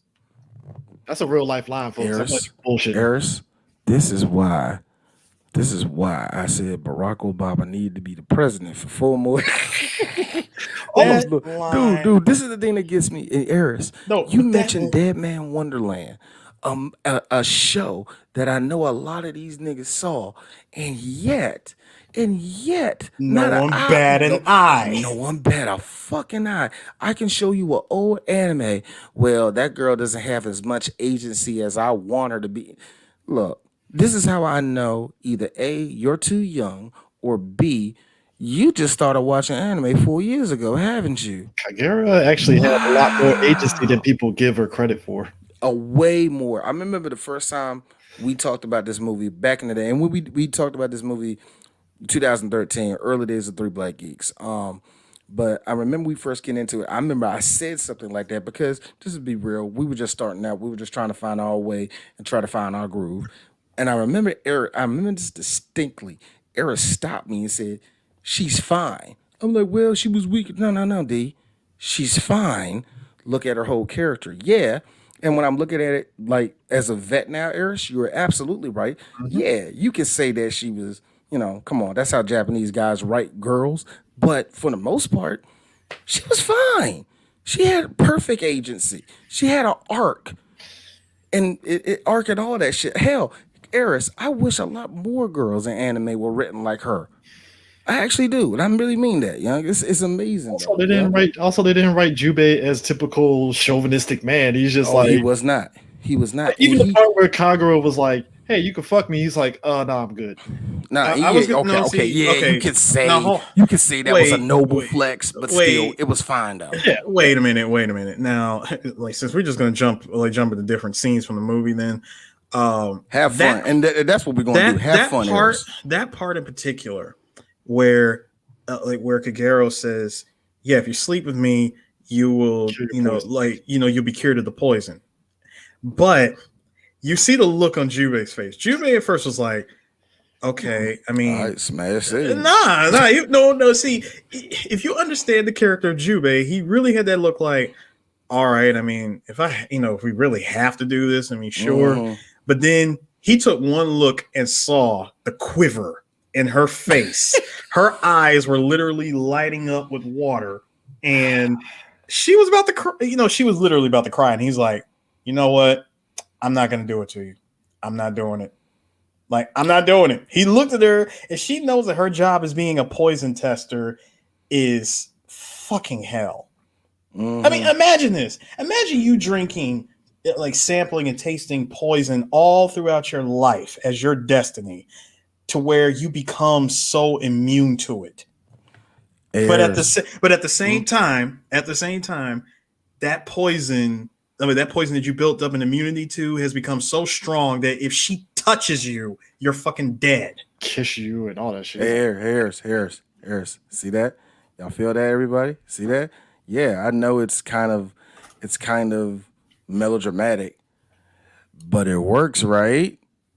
All right, shut up. That's called character building. That's What? called character. Look. Here's like I said, and like I said, you can. I'm not saying that she was perfectly written. Nobody in this movie is perfectly written. Let's make that very clear. And no, I'm not saying that she was like super strong, super tough, and all that. She did have her weak moments, and like I said, the Japanese kind of have a way of writing women that way. Where it's like, good example. Cartoon levels of It's almost on that level. It's almost on that level because it's more so of Storm. Think about it. Good example of it is Meryl off of Metal Gear Solid. Strong as hell. As soon as she gets shot or as soon as she feels sad, "I just want to be a mother." It's like, yeah, that crap. Okay. I mean, the but Japanese love you doing actually- that with women. But you- here's the thing: it's not like it takes away from shows anything. vulnerability. No, but you do. No, but you do feel for Kagero. I mean, think about Oh it. yeah, you She don't could know you're supposed to, never. Eris. I mean, she can never have a normal life. Oh no, Eric. Now, Eris, let me make it straight. Let me make it straight. I'm not going against you and none of that. I was actually agreeing with you. It's just that I know some people are going to say something about that. Like, yeah, I get what you mean. That does come off kind of corny, but that's kind of how the Japanese write. But let's be real too with her. I still laugh. Imagine, if you will, your ninja clan is about to, go on a journey without you. You join in, like, you're not gonna go on that journey without me, and then all of a sudden some big demon dude just sits there and mollywops your whole fucking crew in front of you. Oh It's look, like, y'all well, not ready. With ease. Hey, look, y'all not ready for the picture I got with the picture. I haven't started yet, but I'm gonna tell you why I love please Kagero. tell me it's the picture that I think you got. Nah, I'm gonna have to edit it and all the rest of that. But I just love how Kagero. I just love how Kagero showed up. It was like, oh, so y'all rolling out, so y'all can do without me. And here's Hansa. Look, I understand that you want to go, but you have a vagina and you weak and shit. Yep. So there's He didn't a say it like kitchen that. right He there. didn't say it like that. There's a kitchen right there. We need some rice balls made. I don't know why you up in here talking. Like, This is feudal. The way he said it, in the movie was like, "Yo, this is feudal era Japan version of stay in the kitchen." Let's be real. here's the funny thing about that, and the one thing I love about feudal Japan, a lot of people have to read about this. The women were very independent at that time. So yeah, you would literally have to tell, look, bitch, get in the kitchen. I ain't getting in the kitchen. She cut her hair off, y'all. She's serious. All right, your card. Let her in. Let her in. And that's the part that I like too. The part, like, when you first see her show up, I was like, damn, she looking bad as hell. Like, she's straight up baddie. She walks in the room and she's like completely covered down. So you know damn well, like son, she got a body under there. I know she fit. She No, stay she stay working out because she's completely covered. Hey, now, Eris, hold on. pause right there. Hold on, pause right there. Hey, Tanisha, I hear you. This is 3 Black Geeks. There are 3 men in here. We're 3 straight men. There's gonna be some chauvinistic shit in here. You better shut up. Now, Eris, talk about them titties again. See, I wasn't even gonna go. See, I mean, Nigel said it best. He was like, I haven't seen Ninja School in 20 years, but I do remember a rock golem popping a titty in his mouth. I Like, mean, a whole titty. the whole titty. But the whole but titty. no, I And that was wasn't the even one I gonna- wanted to but listen, I wa- Chris, and that was the picture I wanted to put up, but I was like, we're gonna No, get but reported listen, for that. no, but listen, I wasn't even gonna go there. It was the fact that she said all of that. Dude tried to convince her, like, listen, you have a job of poison testing. You do know our Lord left like 3 days ago. oh, My job isn't needed for that. So until he comes back, I'm a part of this ninja clan, and I'm going with you. I'm sorry. I just like the fact that Tasai Yamazaki yanked his ass in the air. That dude came in like that. Wait, he caught him with the taunt and counter. He yoked his ass, and he tells her, "Whoop! I guess my 2 days of retirement is done. Hey, go ahead and go back to home base and tell them what's up." First of all, you already know when his 2 days of retirement was. His 2 days of retirement, number one, was actually 2 signs. Number one, Kagero, what are you doing here? Like, it's too dangerous. Like, you can't go with me. Well. That was sign number one. Sign number two, he didn't say a word. He looked at Kagero. Kagero looked at him. She looked away immediately. He still looked, but then looked away with that look of regret. Like, I'm going to regret bringing her out here. Sure enough, arms. Like, my man got the Jax treatment from MK9. I mean, yo, Sub-Zero will be blushing in the corner somewhere seeing that shit. Like, God, like, let me tell you something, folks. The reason why I love this movie is that it plays like a video game, like a Mega Man video game, because Jubei and them have to go through these 8 demon sub Yep. and shit. The eight demons of Gamon, Mega Man style. So, what was the name of ninja dude that was in the shadows in this movie? Shazima. Shazima. I fucking love his design and makeup because that motherfucker literally was like a ninja in the shadows, just pop up out. I hate those ninjas that seem like so super OP like him. I hate them. Yo, because I but know you it really don't take can't- much to kill them. No, hold on, D. You can't really say he's super OP considering his screen time. He had No, that no, one. no. Like, Mhm. I mean, hold on. He had that one scene of where, like, when he first showed up, and shot out his freaking mechanical ninja claw at Dakuan, and that shit didn't work. Yeah. And then the second time he did it was when, again, he comes out of the shadows and yoked up Kagero and took him to his hiding place, all on one leg, my nigga. I like how I like how remember when he first showed up and Jubei took that big ass swipe and took out all those legs. This nigga not only landed on the one leg, but then goes hopping full force into the forest. Into the forest. No, and look, you might as well let him have two legs because he was just as gone with one damn leg. Like, I ain't never seen a ninja disappear. You do know he could have easily just hopped into a shadow and could have just said That's peace what I'm out. saying. See, this is what I'm saying, Eris. Like when you have those characters who are like good example like Storm off of X-Men. Dog, by all accounts, why are there any more players on the board? They should be all dead at this point. But you have to find some bullshit way of either killing them or keeping them back, whatever you have to do. Because those characters, the longer you linger, it's gonna be like, so why does everybody have a pulse? Let me tell you something. You have to get rid of them quickly. D, let me tell you something. Why I love the character Shijima.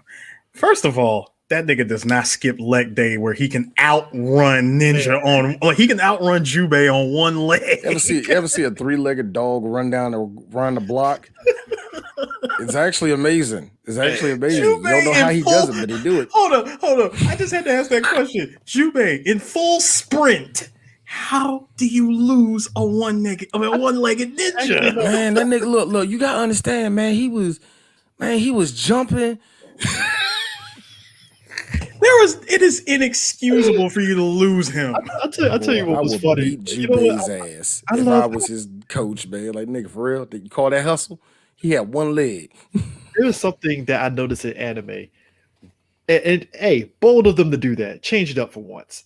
I love how they make the blind sword master the cockiest motherfucker ever, and they still lose. Fucking Majuro, his fight with Jubei, I clearly, again, since the last time we did this movie, I forgot how that fight is. The fact that he got duped by Kagura's sword and the thing. Kagero's sword gets lodged into the bamboo tree, and because he took one swipe at her and she didn't recover the weapon, he took one swing and hit it, giving Jubei that window of, oh snap, I could use my Mega Man weapon. That's his weakness. Okay. Because it's like impossible, and I'm like, well, it's not impossible. You just hit a fucking false sword and he just stabbed you. All right, real quick. She didn't see that ninja. Thank you, Eric. Thank you, Chris. Thank you, Chris. All right, time for D to admit his weeaboo-ness. I had some bamboo that grew in my backyard. And look, I try to recreate it. It looks terrible. Look, the point is, You go ghost dog in your backyard. huh? You go ghost dog in your backyard. Hey, Chris, I was already a fat nigga with cornrows. You're not going to sit here on my podcast and embarrass me. Fuck you. Why you laughing so hard? Because I'm sorry. When Ghost of Tsushima dropped, I love how we as black folks made ghost dog jokes. All the ghost dog jokes, the memes came out. Because it's so accurate.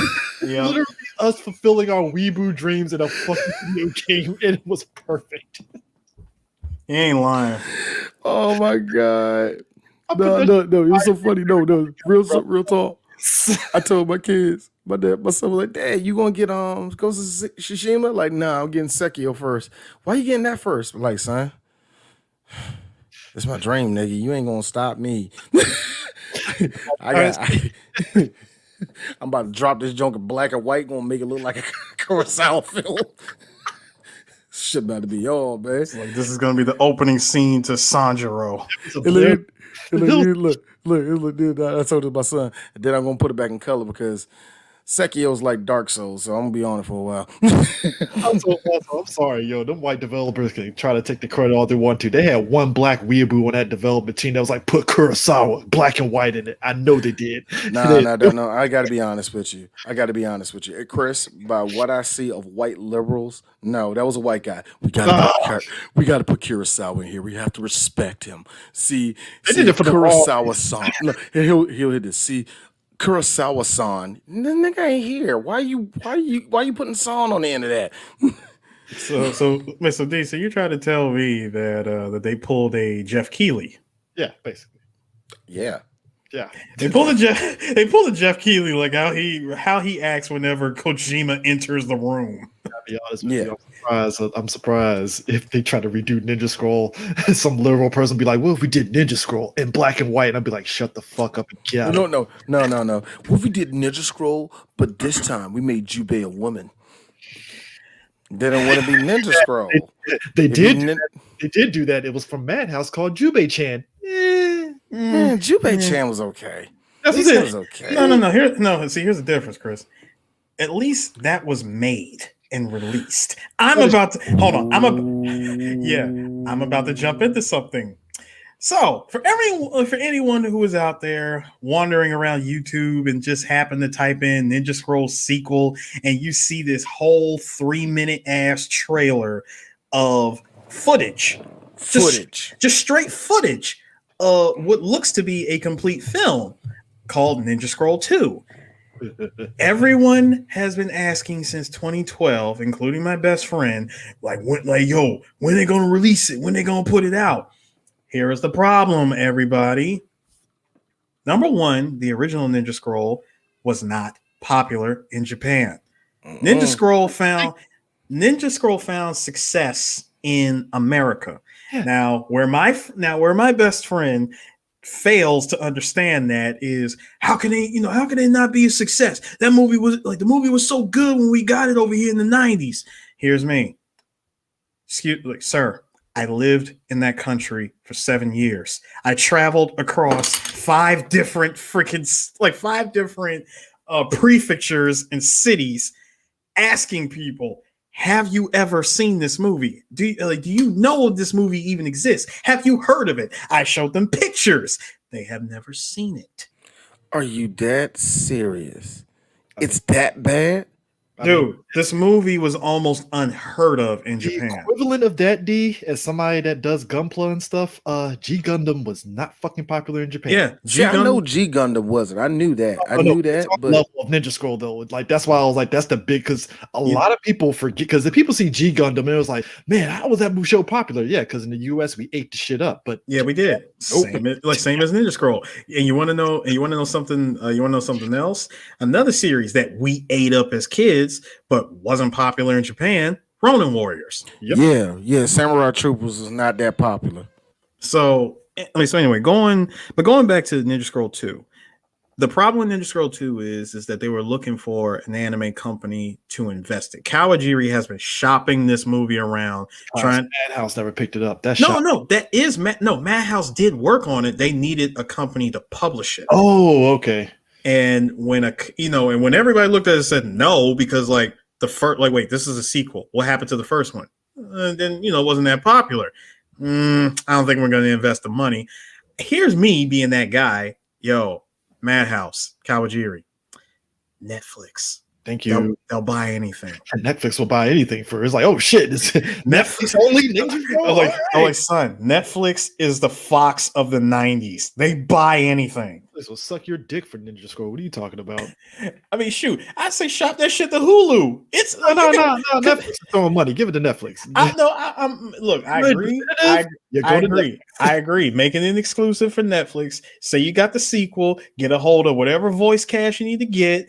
And just put that shit out there, because seriously, when you look at it, animation wise, it looks good. Like it looked like it has not left, it hasn't left that skeleton of the first film. I mean, it's clearly being colorized with computers, but it still has that same look, that same aesthetic.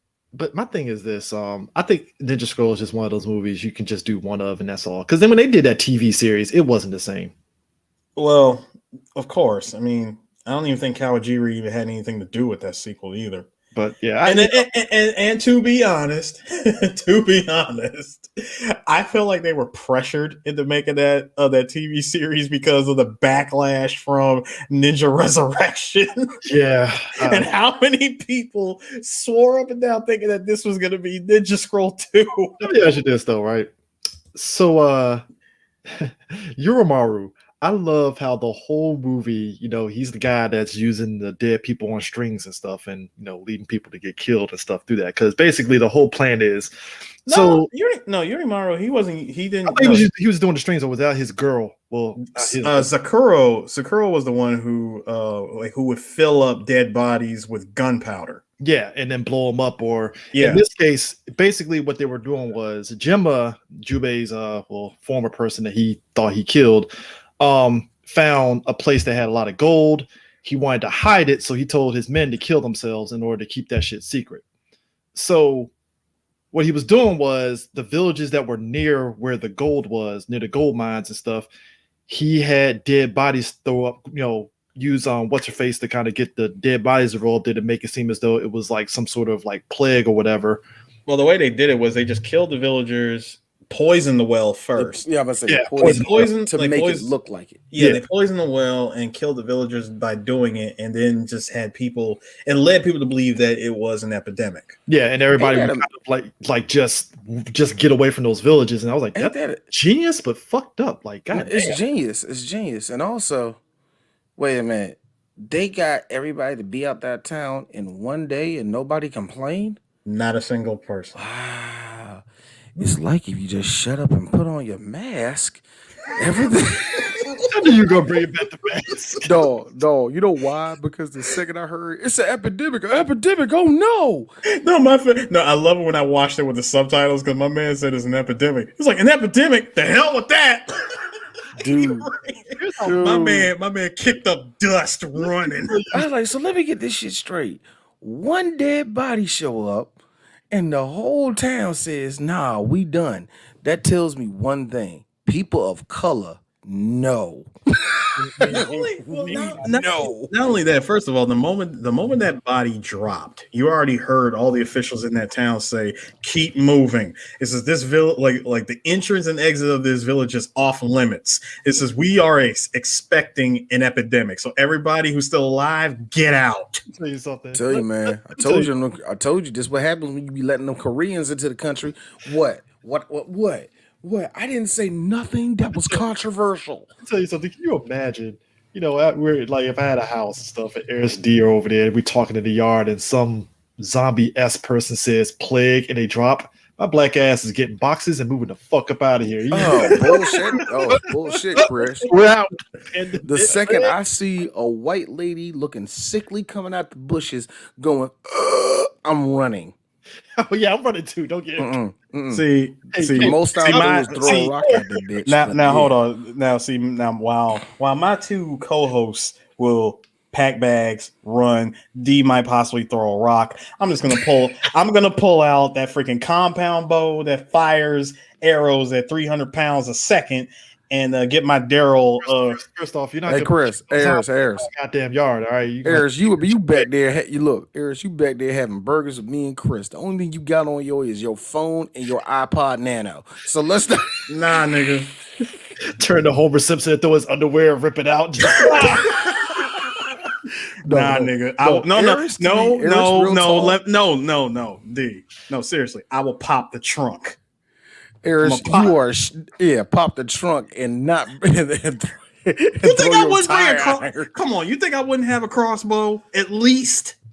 Ayers, I hate saying it like this. I don't think you can fire a regular bow and arrow. I gotta be honest with you. It'd probably be like Shaun of the Dead when they were throwing the fucking disc, throwing the records at the fucking zombies. Yo, why Ayers trying to do look? I can imagine Ayers does that shit. First of all, jokes on D. Like, one of my schools I was teaching at actually had an archery class. Ooh, okay. Okay, Oliver Queen, I get it. You have a crossbow. You can shoot. Good for you. Point is, you're going to be doing the Oliver exact Queen, same thing. I was in Japan for 5 years, and now Yeah, D. I was training in Japan for 5 years. Now, Eris could talk this shit because I ain't got proof. yeah. Eris fucking Eris can sit there and lie. Eris Here's me. that shit. Man, that nigga the beast. I can't. But CD Eris would do that shit Ollie did to Diggle in the first episode where he did the Vulcan nerve pinch and put Diggle to sleep and then kill those guys, and we wake up like, the fuck happened? No. What was it? Oh shit. No. I'm thinking. See, I fucking hate South Park. It just ruined everything for me. Anyway, look, let's just move on. Look, but here's the thing. Though. The thing that does get me though is that I knew. It still kind of gets me. I never understand how poison tasters work. You know what I mean? I mean, it's like I always food question for that. king, and then if they died, well, we ain't touching that food today. So Well, look, see, I mean, look, Chris, I get that it's poison quite, taster. It's quite simple when you are somebody of importance and you do know that you have enemies. They will find many ways to assassinate you via poison or send an actual assassin to come in with a weapon and kill you. There's that. I mean, anybody can just poison food, poison drinks. I mean, so you let your poison tester do it first. I think it's real to a degree because there are people that like eat hot peppers and they're immune to it because they eat so much of it and they built up. I don't know, but poison tasters. See, that's what I'm saying. People that can taste poison, spit it out real quick. I believe that's true to an extent. But the way they always play it off in like any type of fantasy setting, it's like, okay, dog. Like if they get bit by a brown recluse, Chill. they kill you in real life, but in anime somehow there's some. Let me tell you something. Brown recluse bite you, you're dead within an hour, right? If you don't get somewhere. In anime, I'm good for another 5 years. I'm good for another 5 We're good. We're good. You know what? And then hold on. And then when a human spider jumps out of the freaking forest with a crossbow and shoots you, and then has the nerve to give you a long ass monologue saying that bolt is covered in the venom of the Brazilian wandering spider. It doesn't hurt that much. It's just another. It doesn't hurt that much. It's just another Sunday afternoon. Whatever. So soon your lungs will cease to draw breath. I like how there was a nigga that literally had murder hornets living in his back. I like how Living in his back. I like how he only had control to the extent that he did, because like when Jubei got his ass underwater, the bees were like, "What? Water?" and just went nuts. Yeah, they stung. First of all, nigga, Stung as much shit out of his they ass. stung the shit out of him just to escape, and it's like, dog, Water, game. no. Like, first of all, game is game, dog. Y'all are already underwater. You ain't getting out. I just like how the bees. I just like how those wasps is like, nah, nigga, let's get out. Survival. Also, Jubei being underwater on some fucking gotcha shit was great because he was like, any minute now, and bam, got your leg. But I was like, my boy. First of all, when you ain't been under there.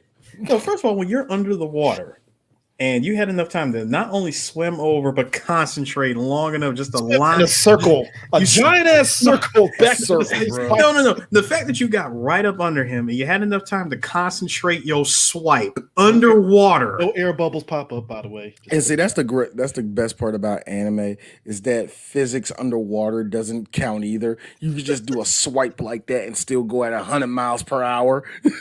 There's no resistance whatsoever. You can just do shit like that. I just thought it was hilarious how you just see the leg just fly right off, and all you heard was ah. And I like how Yoromaru and old girl were talking like, I guess he got him with the mouth, with the throat, like the throat needle. Caught that nigga. The ninjas falling victim to the throat needle. First of all, you know what? We witnessed the very first commentary. That was a commentary. It really was. But hey, to his credit though, he did tell him to back off. This is his kill. So all right. He did. He's like, all right. I'm like, all right, I'll let you have it. All right, nigga, you got it. But we have to talk about the fact that, look, I love how after round one of Jubei and Kagura getting away from Tasai, Jubei is walking down the street and sees a horse come past. I'm like, I wonder what the hassle is. And you see a giant fist come. how do you like how that nigga just reached the end? Like, you thought I forgot about your ass, nigga. For real, for real. Dude, talk You know, this I was, shit. Yo, Jubei still talked the shit and then he got punched like 10 bajillion times. I'm like, how's Jubei not dead? Oh, that's right. Plot armor. Plot armor, because plot, that was plot armor. Despite the fact that his whole internal organs was mush. Came out my ass. If that shit happened, I'm dead after the first hit. Like, that one sucks. man, Death. that first punch. That was like when he punched it that first time, ribs. Second time, livers.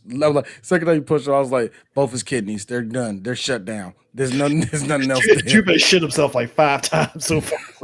Yo, wait. You get punched in the stomach that many times and then seismic tossed into a lamppost. Bro, Yo, a rock lamppost at that. Yo, and here's the best part. The only thing we knew of Jubei going through any of that is when this nigga was in the water and he yanked out a tooth. I like, that was it. That was it. You sure didn't puke out your fucking pancreas, nigga. He just beat you in the stomach. Meanwhile, 9-year-old Chris, when he loses the tooth, oh man, it hurts getting his tooth out. Ah. Oh, man, I like how that shocked you, Chris. Like, oh my god. Think about it. Of all things, he just lost. Of all things, he lost one tooth. That's what I'm saying, though. But Jubei just takes out an adult tooth and just like, whatever.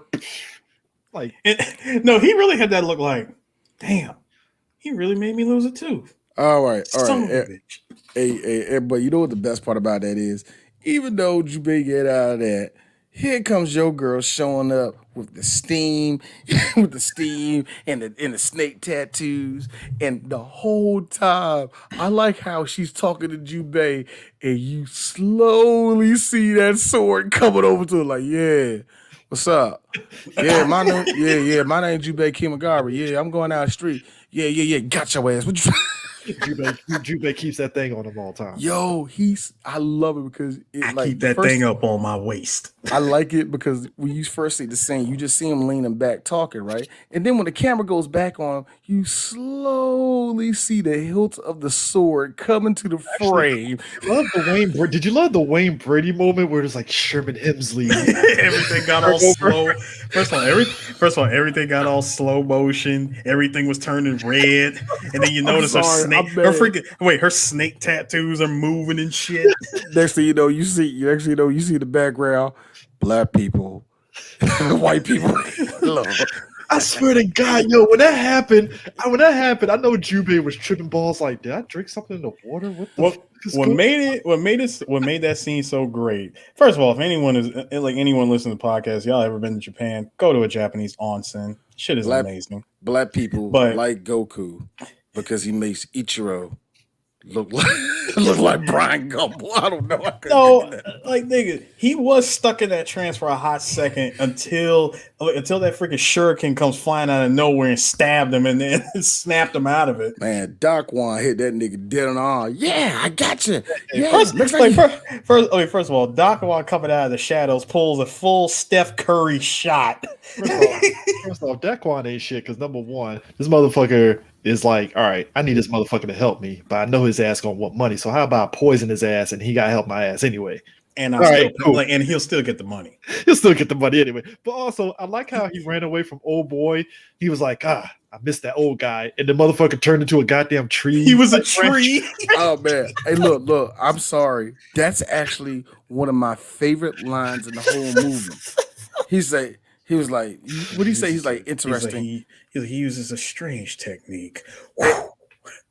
And just all you just see this nigga lean up. Yours is interesting too. When he said that, I don't know why. Something like, this is going to be a good movie. That's what I got. That's the feeling I got when I saw that. Real talk. I'm mad because I felt like, you know what, Doc Wan, we should have seen more of you in this movie. How come Doc Wan wasn't fighting the ninja? That would have been a funny ass fight right there. It's kind of funny. It's kind of funny because Kawajiri does like putting old guys in his movies, and they always either have to be perverted or they talk too much. One of the two, preferably both. Well, in Ninja Scrolls case, he combined the old pervert from Wicked City and Mephisto from Demon City Shinjuku. I was about to say Mephisto, right? Yeah. He combined those two characters and made Doc Wan. But I like how he told Kagura near the end, it's like, I mean, you can fuck Jubei if you want to, help with this poison. I mean, I'm not saying you have to fuck him, but Come on, Ninja Girl, break him Well, off no- a piece. No, see the way and the way he s- no see, but the way he said it, the way he heavily, the way he heavily implied it, like in the dub. Like first of all, she literally yoked herself up against a wall in total shock. Like this is what she has to do in order to cure his Time poison. out, time out. I'd like to sit there and say that the Come on, transition, bust that thing down. but I like the transition. On the set. But like, I like how the transition of her realizing that all of a sudden you see Shajima's perverted ass just come out the shadows. And shit. Yes. Only thing that was missing was who was that? Not your boy, the fat one, Spice Adams. The Spice Adams. That's all he was doing was just like, I mean, as soon as she's backing up, she's just in total shock that this is what she has to do. And my man is like, "No, I'm serious. This is the only way it can be done. If you really want to save his life, then you must do it. There is no other way." But oh man, are you serious? Now, Kagero, you know there are no positive females in these movies. but time out though, right? Now here's the thing. Here's the thing, right? So Tasai is giving Jubei the biz, right? And what had me rolling was like all of a sudden Tasai Brock starts breaking up and Jubei, kills him, right? Yeah, he thought that first slash against his body was what did him in. Yeah, but what you end up finding out was that when Tasai was kissing up Kagero, the poison basically was what was damaging him, and then that's how he was getting killed and stuff. But you didn't know that because you thought Jubei was just this badass that just did it and it was like, oh shit, I guess I did kill him. Well, All know it's- what, that's what- and you know how bad it was with Dako. I pretty much shattered his ego by saying, "Yeah, by the way, the guy that you killed was actually poisoned by her." Yeah, no, So all you did, first of all, she pretty much did all the work. You just came in and just, you took down his last 2 health points. dude, it really, I'm sorry, it's a Final Fantasy X reference. It's kind of like when you're facing off against Seymour and Mount Gagazet and you poison him and he can't do his ultimate move and then bam, you win the fight because you poisoned him and shit. That's what that was. Like if you use poison and it's just eating away at his health and he's down to like 2 or 3 health points, and then one of your characters that didn't do shit uses a freaking limit attack, and you're like, yo, you overkilling ass I'll motherfucker. tell you something. Tasai up to that point was just broken as hell. Him and that fucking Crocodile Dundee boomerang and shit was just murking people. I'm right? just mad. I love how he one-handed in that scene right when he was with Kagero and he picked it up. He's like, now, see, you fucked up. I told you to run.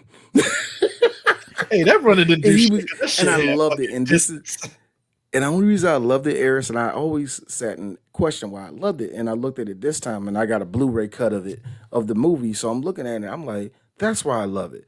The animation, The just Blu-ray with him, is beautiful. just with him twirling that fuck ass boomerang sword in his hand, him twirling in his hand, the animation for that is just beautiful. This movie doesn't do what you call fluid animation, but every now and then it does fluid animation with like the sword swipes and stuff like that, and it looks pretty. It just looks pretty, man. Just gorgeous ass animation, man. I think that. And like it is, I'm sorry to cut you off, Eris. It reminds me of like me and Eris had offline. One of Eris's favorite artist is Masami Obari, and I say that every artist, despite what you think of them, has a plus point to them. And I said my thing about Obari, and I'll say it for another time on the show. But when it comes to Kawajiri, I think, we talk about his line work, how he makes certain people look, the hair, the chins, the long faces. We say that stuff about Kawajiri, but I think that gets underrated about him is how pretty he can make a scene look, how just action packed, how much emotion you can see on the characters' faces. One of the like even in that scene, remember when he went to side cut Jubei's hat. And the hat fell apart, and he's just sitting there. That pose right there is just so iconic. That split open hat. Oh my god! It like all of that is pretty animation, and the animators the art directors that took time on this movie. That's why I like about the fact that it did bomb in Japan. But the fact that America gave it so much love, and you can look at how much influence it had on our own culture within anime culture. You know, it's amazing. And this is a movie that nobody gave a fuck about in Japan. None. Imagine that shit. Imagine that shit. I mean, I'm just saying, like, If you just imagine, Chris, you go to Norway and you looking at everywhere. Wait a minute, The Clumps. Oh, The Clumps is the best movie of all time. That's how that is. Like, Now, wow. now when I say that this movie, like this is one of those movies that still stands the test of time, like it holds up very well. Prime example, the background picture you see of our live stream right now, like the shot of Jubei walking on that old bridge is like, you look at that shit on Blu-ray, you're thinking to yourself, holy shit, this is amazing. It looks Like perfect. gorgeously animated. And somebody asked like why they don't. Somebody did ask me this like why they don't animate the way they used to. The bomb, the whole financial bubble blew up in Japan. That messed up everything. And animation took it the worst. yep. Anime, it's put it this way. Thank God Dragon Ball was on the air. I mean, this way, Nah, I 'cause think niggas nah. would have went broke. I was gonna say Dragon Ball is pretty much done in Japan for But at years. no, I'm saying at that point, like they like I'm like going into the '90s. Sailor Moon and Dragon Ball were keeping on the lights. The rest of y'all niggas were struggling. I mean, But- Good Lord. But on the flip side of it though, a lot of reason why like you said, the financial bubble had burst, but at the same time, anime itself was changing. It was changing to where now when they draw anything, they draw it and then paint it.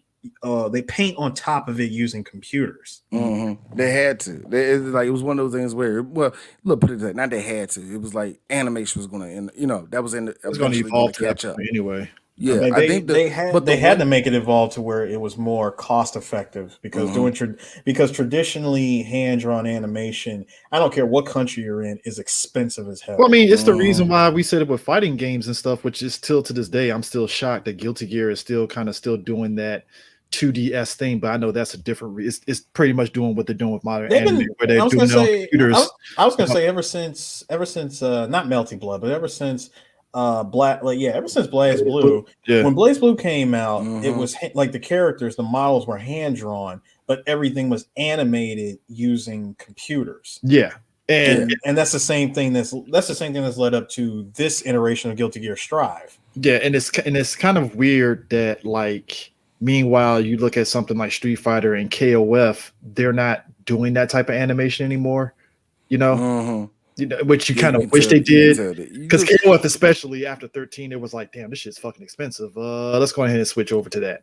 Like good example, like when we was watching like the Dragon Ball movie that just came out, Super Broly, you can tell when it The was hand changeover drawn. happens. You can tell when it's hand drawn because the second they start fighting, just real talk. This just comes from years of us watching Dragon Ball. Oh, that was computer. All that was computer animated. You can tell because the way they had to make the characters move and all the rest of that. Doing that hand drawn would have been fucking Have ridiculous. fun. Oh, that would have been ridiculous to do half of that crap hand drawn.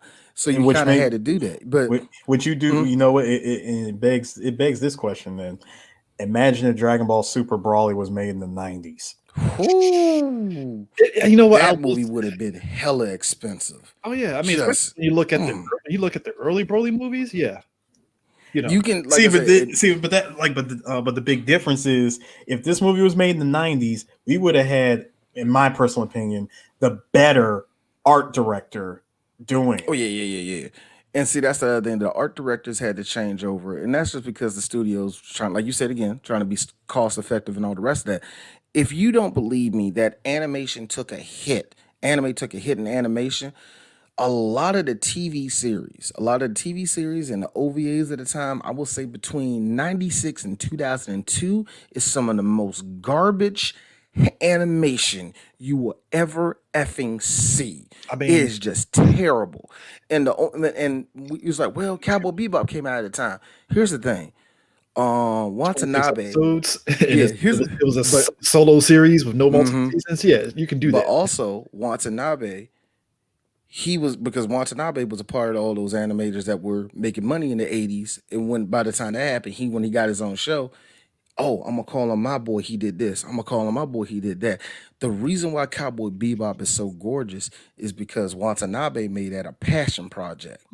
He made it was so much of a passion project that about 5 years later he made a second one called Samurai Champloo. And then Yep, he made and another one about a fucking black ass chick in Brazil. Another passion project. You can really tell because but notice how And then did all it the again with Space Dandy. the Space Dandy is fucking amazing. And but here's a funny thing. All those we just named, Space Dandy is the only one I can say that kind of lacks in the animation. That's the only one I can say that You want lacks to in know? the animation. You want to know the man. dumb? You don't want to know the real dumb part, T? Mm-hmm. Space Dandy is the one that's actually popular in Japan. And guess, but here's the funny thing, I believe it. Unlike Champloo and Cowboy Bebop, that one is probably is the most popular of the three. Which is ironic too, because he did a drama movie. He did a drama show called Kids on the Slope, and that was critically acclaimed over there. Oh my god! You remember what was the name of that junk? He came out. No, he had something to do with Walt's Reign, did he? He didn't make it. He did part of the writing crew on that. Yeah. Didn't he direct an episode or something? Yeah, he directed an episode. He directed a few of them. I know he did. He was part of the writing staff for Wolf's Reign. Put it this way, I think that was his boys project, and he was like, I'm gonna put you over, that type of stuff. You know what I mean? So yeah, but like I said, you can tell that certain animators went their own way. Some animators said, I'm done with doing that, I'm just gonna do manga. Some animators, like Eris's boy, I'm gonna make hentai. I mean, I'll take it so far as like with Gundam. It's funny because Gundam Unicorn, and I mean, I'm pretty sure the years of us going to anime conventions and stuff, and Eris knows this. Remember when Gundam Unicorn came out and they were putting them out on OAVs, one episode at a time on Blu-ray for like 60 Yeah, I bucks and remember stuff? that. It's because they were hand drawing that shit, and it was a long fucking process. That's why Gundam Unicorn, it took like 5 years for the whole. Yeah, I was gonna say, fucking wasn't it series like a to drop. 5-year project? Yep. These things, and that's They the were thing that hand drawing that shit, and it was like, God damn, this is a lot. Dude, if it takes, like, I remember like Ghost in the Shell. I remember when they was talking about Ghost in the Shell, the second gig. Mhm. They was talking about every episode cost them $1 million, and they was like pissed. And everybody was like, "How's that a big problem for a television show? That's a big problem." And number two, that means it's going to take longer to animate. And the Take crap longer that to animate, and for to get that money back, they needed people watching this show. Mhm. and I'm gonna be real with you. I love Ghost in the Shell, but Ghost in the Shell ain't been the same since the first movie came out. So Chasing the the dragon. quality has always been dipping. You know what I mean? So it sucked for the second gig because the second gig to me I thought was a stronger story than the Laughing Man story. And on top of that, but I'm looking at it like animation wise, you can tell that it took a bump, even though it cost more than the first season. You can tell like one or two animators is like, yeah, I'm out. And You that's can the just thing, tell, that's the thing yeah. about Ninja Scroll, because you were mentioning the whole thing with this movie with the animation and stuff. It's like I want people to understand, when you watch this movie on DVD and VHS back in the day, right? And you watch when they put these anime on Blu-ray, the quality is very much different, especially in dark scenes. Because I didn't notice it until they redid Cowboy Bebop, and y'all know the fucking episode. Ever since I told you about the changes, Chris. Oh, actually, no. What episode? What episode? Ballad of Fallen Angels, when they were fucking in the dark shooting and stuff, clear as day. Like Blu-ray. Ballad of Fallen Angels and Real Folk Blues Part 1 and 2. Yeah, I can all tell you those that. I can all tell those you that, super yes. dark scenes like finally got cleaned up. Even in Gundam Wing.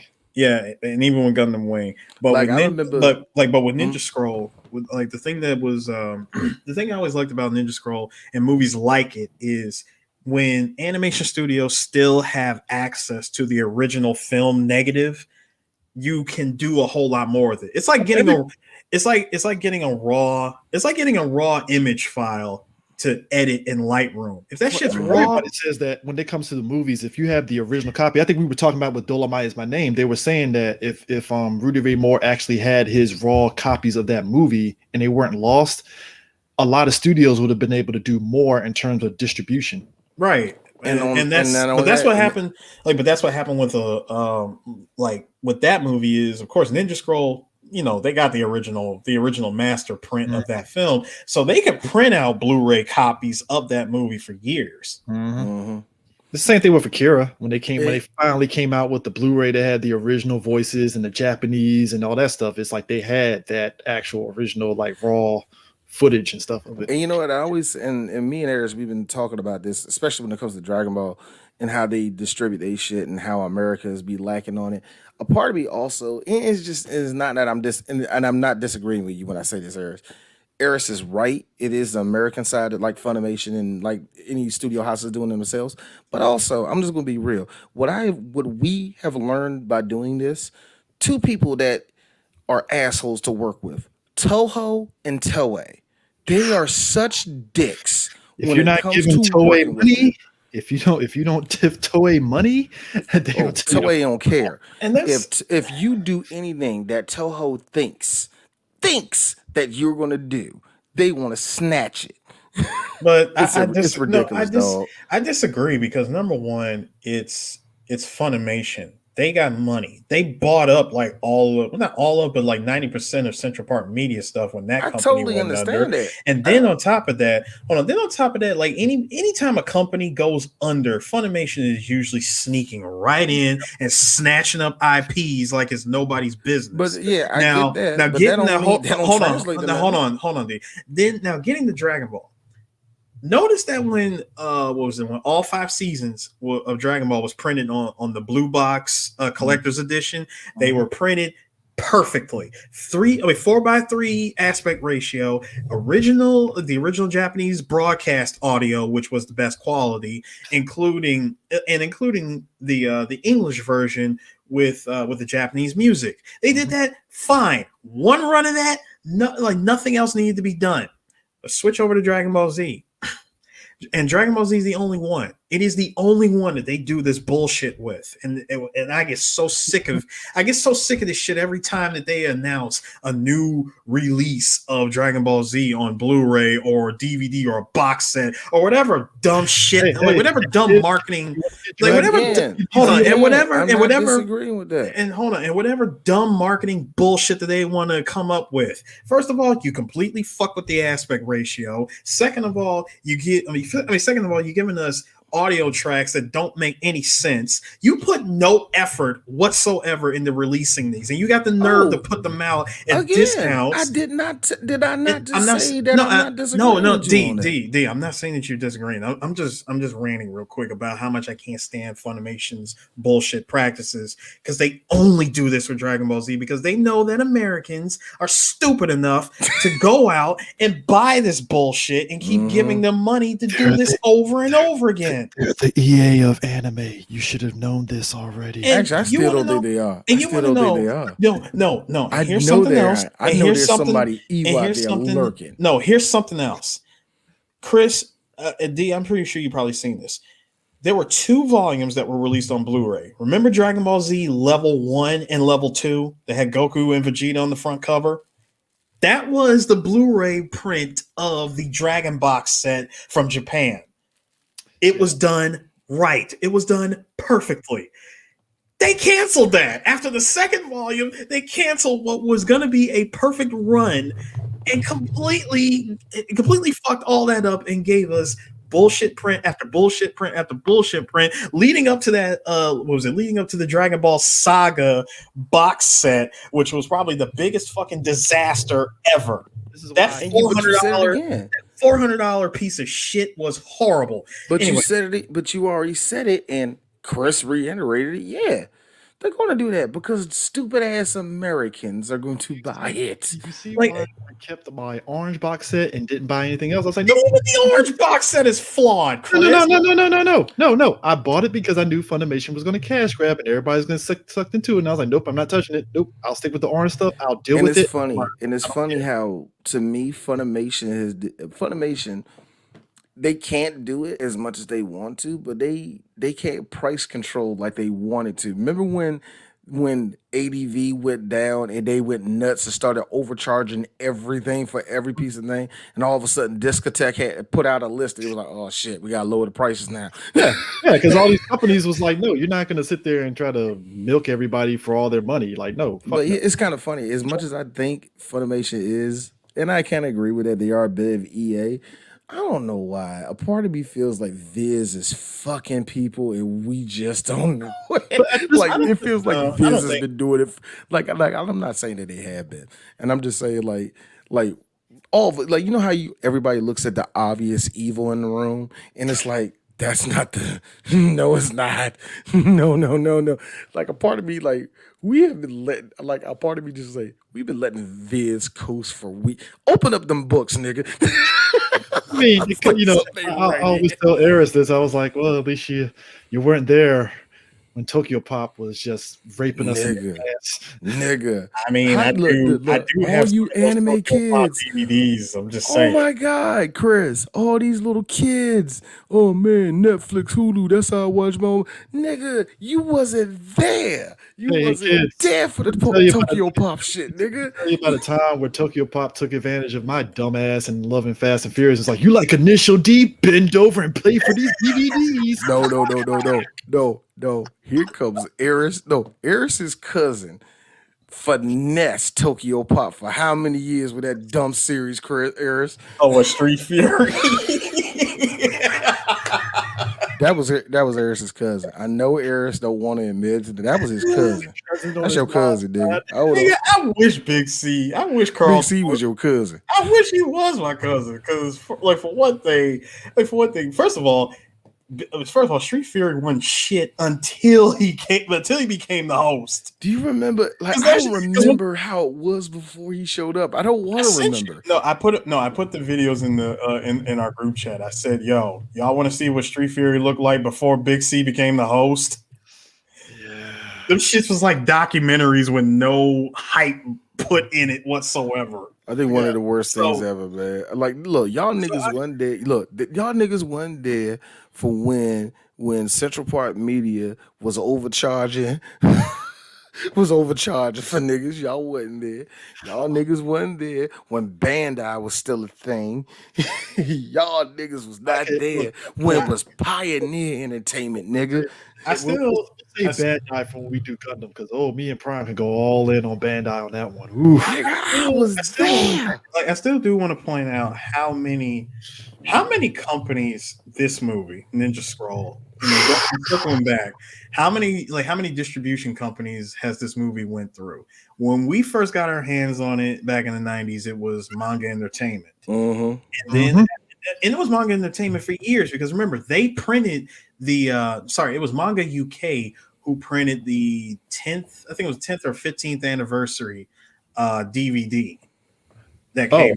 And also their UK subsidiary was the first one to put steelbooks out before we got it in America. They were the first one to do it. It went to them. First it was manga. And Sentai Filmworks. No, I'm saying first it was manga, then Manga UK, then Sentai. No, it was Discotech, then Sentai Filmworks. Okay, yeah, Discotech. Discotech? Yeah, Discotech for a hot minute, I remember. Yeah. Actually, here's how I know he's right, because 1 year at Otakon, they were promoting the shit out of the fucking movie at their booth. Mm-hmm. So I remember. So you're right. Because at first, because when I walked over, I was like, "Wait, Discotech has Ninja Scroll?" Mm-hmm. And I was like, I was like, hold up.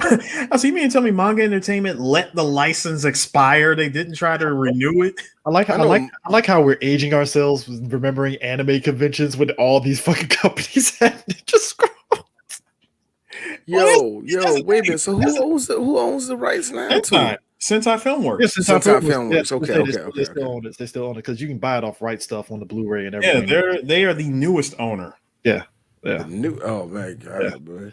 Yeah. So and that's one of the things I liked was just knowing that many companies have gotten their hands on this movie because there are still people that still love this movie. Like a good example of a scene that's very memorable when it comes to Ninja Scroll. Did you like the kill box that Sakura set up with Yurimaru and the rat? Man. Okay, look, here's the thing. Why is it that every time I see that scene and I see the rat come out, it's always new to me? For whatever reason, I'm like, wait a minute, what's the rat doing? And the second it kills over, it hits me. Oh yeah, it's the bomb. Time out though. I gotta be real about this. I hate how that always sneaks up on me. I joked last time if you guys happened to see the pre-stream when we were talking about Metal Gear Solid 5 and Master Miller being dead and shit. I gotta wonder here. So did Jubei just say, "Hey, rat, open your mouth and throw the bomb in there," and just waited for him to just walk up in there and then just say, No. "Surprise!" That was no. that was homegirl that set that up. That was Sakura set that up. Because remember, Jubei was hung up by freaking Yurimaru because Yurimaru damn near killed him. I know Sakura said it, but I'm just saying, you put a bomb inside a rat and the rat just happened to walk in the same area. That's a lot of happenstance here, buddy. No. No. I know what she did. She got her hands on it. First of all, she got her hands on the rat, killed it, stuffed it with the gunpowder, and controlled it. Made it go into the room, which, by the way, was filled with additional gunpowder, and blew it up. And before somebody say what she controlled him, we had a snake come out of a woman's pussy. Shut up. Also, Just shut up. Also, I'm getting Robot Chicken, Daredevil. I got to put my D's down, buddy. Got to put my knees down. No, the thing that gets me though is that what's her name? What was her name again, Chris? I'm here, so I want to get her name right. What was her name? Sakura. Oh yeah, Sakura. I just love the fact that she tried to get the Yurimaru earlier. He just like tossed her ass. She's like, "All right, I see.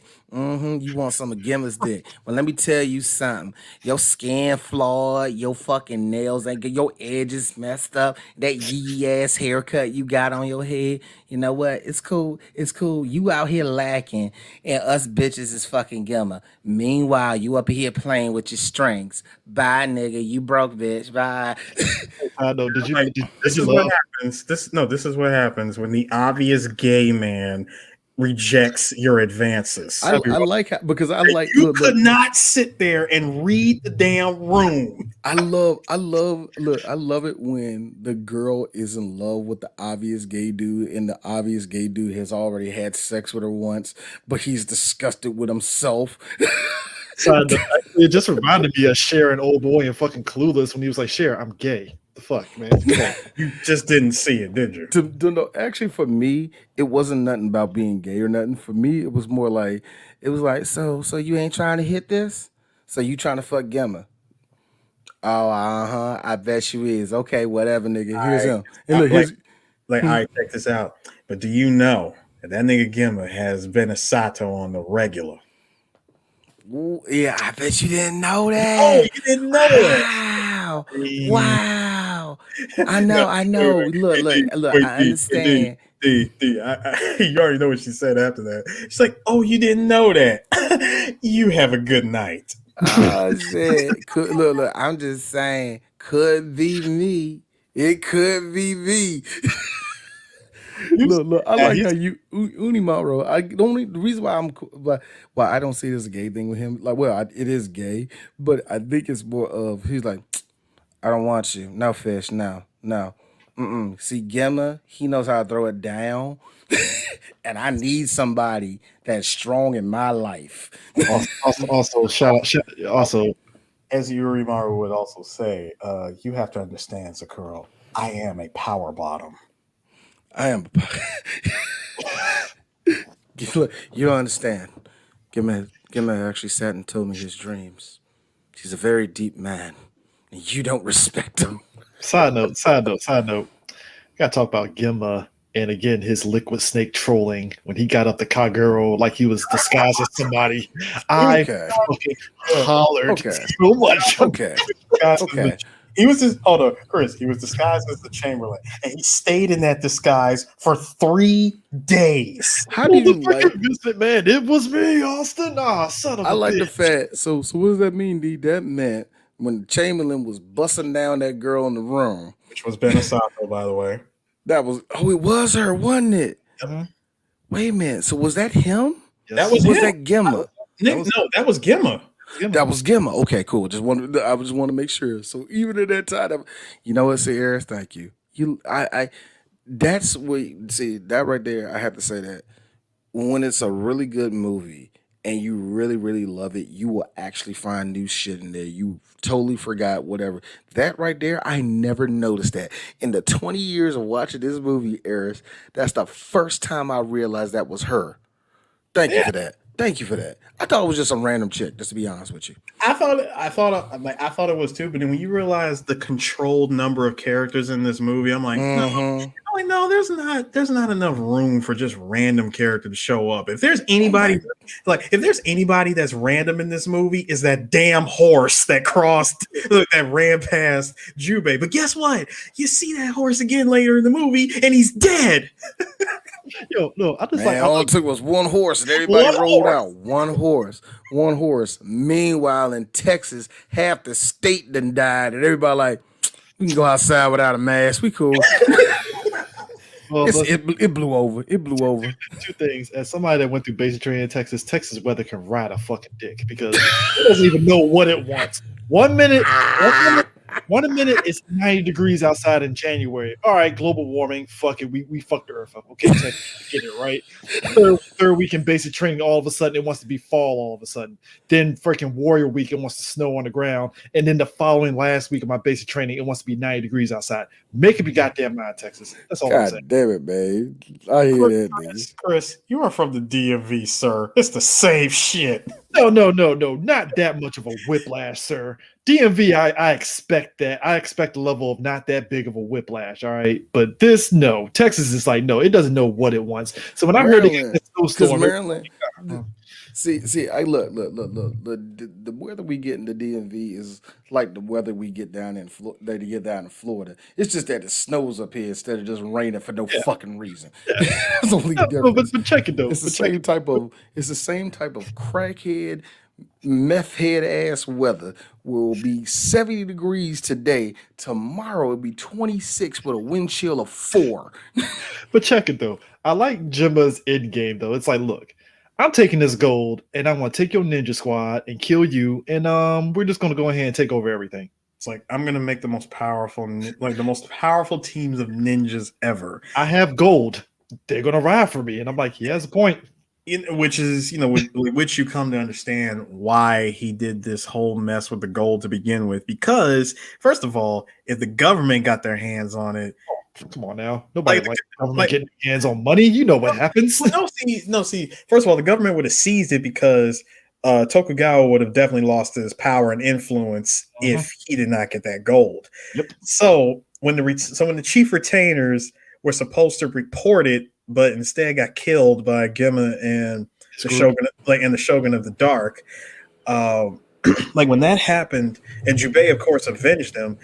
You notice that nobody reported the gold in the end. Like even with Gemma dead, someone could have still had said, "Hey, there's some gold in this old mine. Y'all might want to get their hands on it." And then that's when we find out from Dakwon that him, along with a bunch of other spies, were sent into the villages where the mine is and tried to investigate and get proper evidence. And of course, every time they tried to do that, only thing they got back was body bags. I mean, Yeah. side note, though, did you And like how, before we get back to that though, I meant to mention this. When old girl's controlling old dude that got his arm ripped off at the beginning and stuff. Hanzo. Yeah, Hanzo got his arms ripped off, and I'm like looking at Kagura like, do you not notice this nigga has no eyes, no arms, and you think that he's still alive? What made And you? and the fact that she tried to stop this nigga from walking, she's like, no, this the like, bitch, he's dead. Like, first of all, his mouth is sewn up. Thank you. Eyes sewn up. No, eyes were just gone because the man. Yeah, they were gone. Yeah, they were dragged out. Yeah, you're right. Dead for like the last 2 days in a hot ass Japanese summer. Second of all, he clearly bled out. Also, he has flies buzzing around him. Even Jubei was like, that nigga dead. What are we doing here? I was like, dude's walking with no arms. He's bled out. I mean, he lost a shit ton of blood in both arm sockets. Also, He is not walking. Shout out to Jubei with his, again, the running theme of this movie is that Jubei keeps that thing on him, and he has like an invisible string on his damn body at all times that he keeps his sword on because when he tackles her off the cliff. I said swords on strings, nigga. That piano wire tied to the sword hilt. Because him and Kagura are hanging off there. I was like, look, I know how piano wire can cut into you. I know you hurting, sir. I know the way they did that, but when I'm seeing him hold on to that wire, I was thinking to myself, there's going to be blood showing up. Oh, no blood. Oh, okay, I forgot. Cartoon. It can do what it Yeah, wants. yeah. Piano, I was like, piano wire usually cuts into you and it can hold two people. Mhm. That's a tough piano wire. The one thing that gets me, the It's one, tough. oh yeah, Tough wire and perfect placement of that sword. Yeah, definitely. I love the fact that even oh yeah, shout out first also shout out to our boy Kurt Thornton who played two voices in there, played Hansa, and then had the nerve to keep his fucking voice and play the damn blind samurai. Shout out to my boy, no bullshit. They were like four in this movie. Yeah. There were four goats talking in this movie. Now, Epcar. what was that? Boy, Richard Epcar was Gemma. Yep, Gemma, Richard Epcar, the dude that plays Doc One. He was in everywhere. I never know his name when I want to. Steven Apostolina. Yeah, he's in everything. Of course, the greatest woman of all time in anime, Wendy Lee, and of course Kurt Thornton. Now, the dude that did the voice of Jubei, he only did like 3 anime, did he? He didn't do a lot of anime. Yeah, he really didn't do a lot.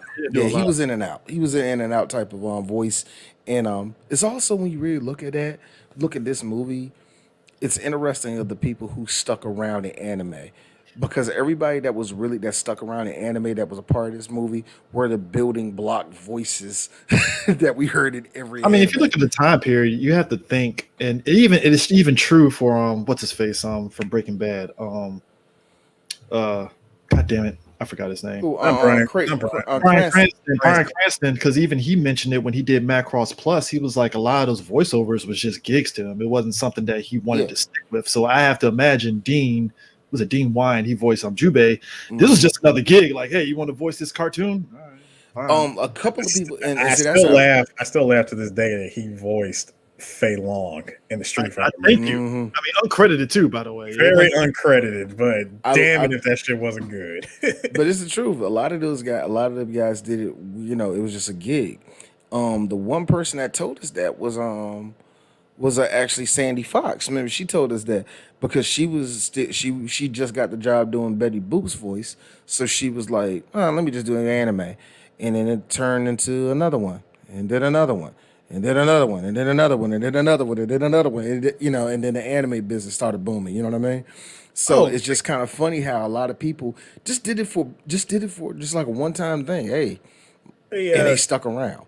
Quick question. So, did you guys notice that when the tree branch broke and the sword fell, and they fell down for like half a second, then it caught on something else, and they were able to climb all the way back up, and then hold on. Then what made it even better?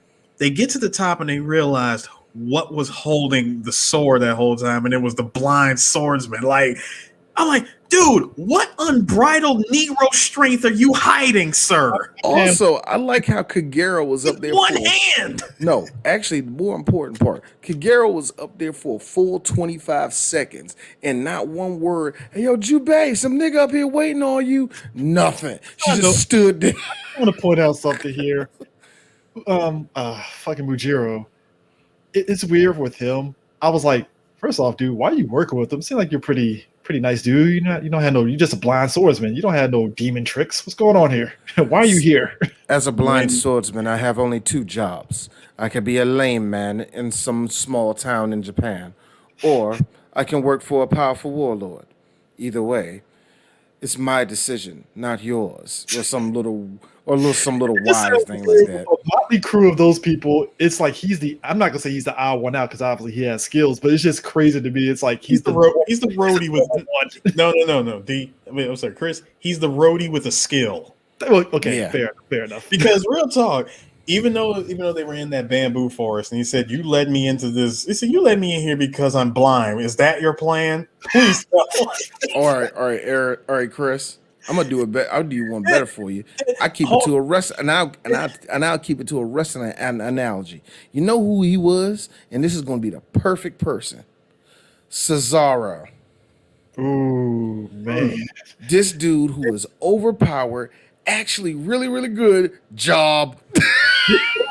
No, but see, hold on. Now, if it wasn't for Kagero's interference, Oh, he was Remember- wrecking Jubei shit. remember, Eric, hold on, wait, hold on. Remember, first of all, he was besting him, just swinging that sword without even breaking a sweat, and you got Jubei over here blocking like crazy, and then we see his power to blind the literal shit out of his opponent. Like, dude, you are not opening your eyes, because all I had to do is just tilt this sword a little bit to the left, sun reflection, you are done. And then he got that speed. He got that freaking Yukio Tachibana from Samurai Showdown speed. I was waiting for somebody to mention Ukio. Thank you. But nah, what were you gonna say, D? Yeah, I agree with all that. Just like Cesaro. He's super strong, comes out there, he got a special power. It's a swing. He does a swing. He does a swing. And what happens? Wait a minute. R-Truth comes out. What's R-Truth doing? Cesaro, don't look at him. Wait a minute. Roll up. 1, 2, 3. Yo, did you just love how he was Yep. basically being a smart Same ass? thing. How he was being a smart ass Jubei, like, well, if you don't make a sound, you might beat me. I like how this nigga, see, this is where I knew the nigga was going. I knew the nigga was going to die the second it's like, you're using your eyes. Is that why you, what he said, the second he said that, I was like, oh, y'all got to kill this nigga, because he's going to be lighting Jubei up the whole time. That is a cocky blind man. You got to take him down a notch. Let me tell you something. With a cocky blind man, you have only two choices. Either A, you take the ass whooping you're getting, or B, get the hammer and shoot that nigga dead in the motherfucking knee and tell him did he see that coming. First of all, D, you don't point a gun at a blind sword, because I do believe the Goemon Ishikawa would have hopped out of that nigga. Go home. Eris, go home. You need to go home now. Two things are gonna happen. You fire that gun. That man is either gonna dodge the bullet or split that bullet in two. All right. In real talk, it better be the second one, because if he blocks that one, I'm just gonna keep shooting it. It's gonna be like this is gonna be like how guys face Wonder Woman and they keep shooting in the direct same spot and not try to shoot her anywhere else that she's not blocking. It's like, Yo, okay. either he's gonna give me the Wonder Woman, or B. Because if you split a bullet in half, here's me. You want to fight, man. You know, when I really You come to think of like all 8 Devils of Kimon that died, he probably had like the mercy death out of everybody. Yeah, Yes, he did. I mean, it was just a stab in the stomach, and that was it. Stab in the stomach, he's dead, point blank. Yeah. Freaking Benesato got electrocuted by her own Yep. teammate. Hey, Yep. real talk. Since we gotta go back to Jimba, did you love the fucking raging demon he put on Jubei in that boat? Okay, Holy I was getting to all of that. Man, we get it all. I'm about to say. I knew we was building to it too. No, real talk. I was saving him for last. I want to go down this list of characters. All All right. right. First of all, he got the mercy death. I call like his was the mercy death. Freaking Yurimaru got blown up by. He got blown up. With commentary by his girl saying, "Up, I guess that nigga did."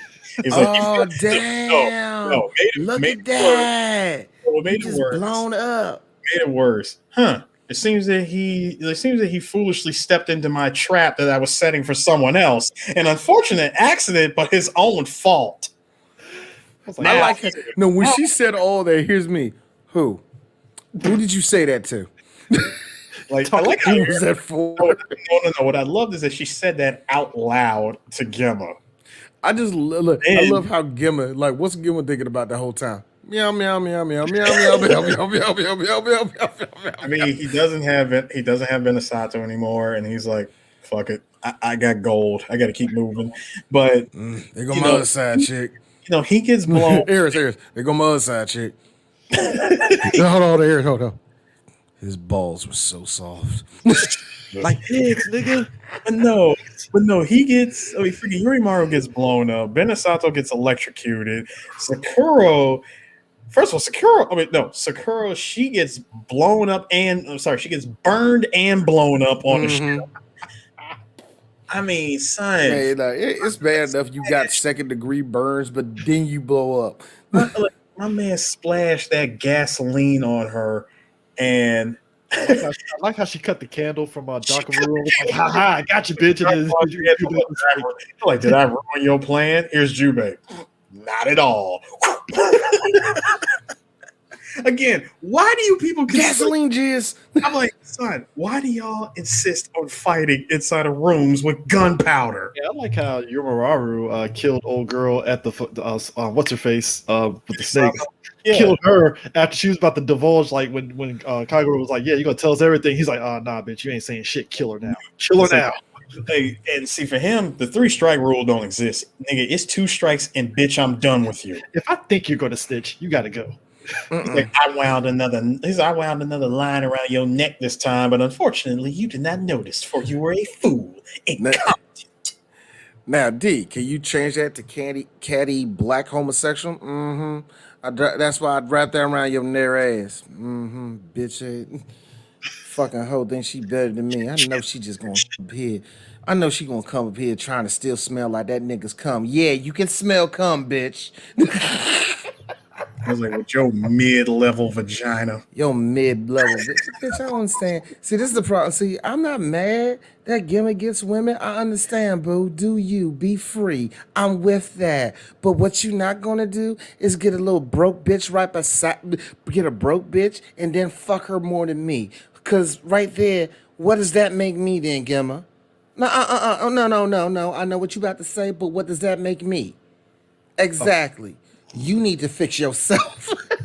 Side note, real talk. I still laugh at the fact that Jubei, sword half drawn, has all the stakes around him. Like, can't do shit. Fuck. I like how Jubei knew that shit was up when all them stakes got on Jubei. Jubei just submit to the maker at that point. Was like, all right, I guess that's that. And he was like, man, this was a damn good run. I gotta say, man, I didn't think snakes was gonna take me out. Getting ran over by a horse. That's why I tripped out. That's why I tripped out when I saw that horse run down the block. I was like, "Oh, this is it." Didn't see this on my bingo card. Drive by, stomping by a Mustang. That's why I thought I was going to go out. I mean, luckily for me, all I had to do was just do a simple sidestep. All I had to do a sidestep. Sorry, All I did was all I had to do was a sidestep and survive a guy throwing me into a stone pillar and getting punched in the gut 15 times. Time out though. What made I'm sorry. That scene is just funny because he's just like, where's the party at? Bam. Yo, it ain't every day you see Terry Crews bust through a wall in an Old Spice commercial in an anime. Did you like it? No, did you like how Tasai literally became the Kool-Aid man rolling in? And I think that's what made that scene work because Jubei doesn't see it come. He's like, fuck.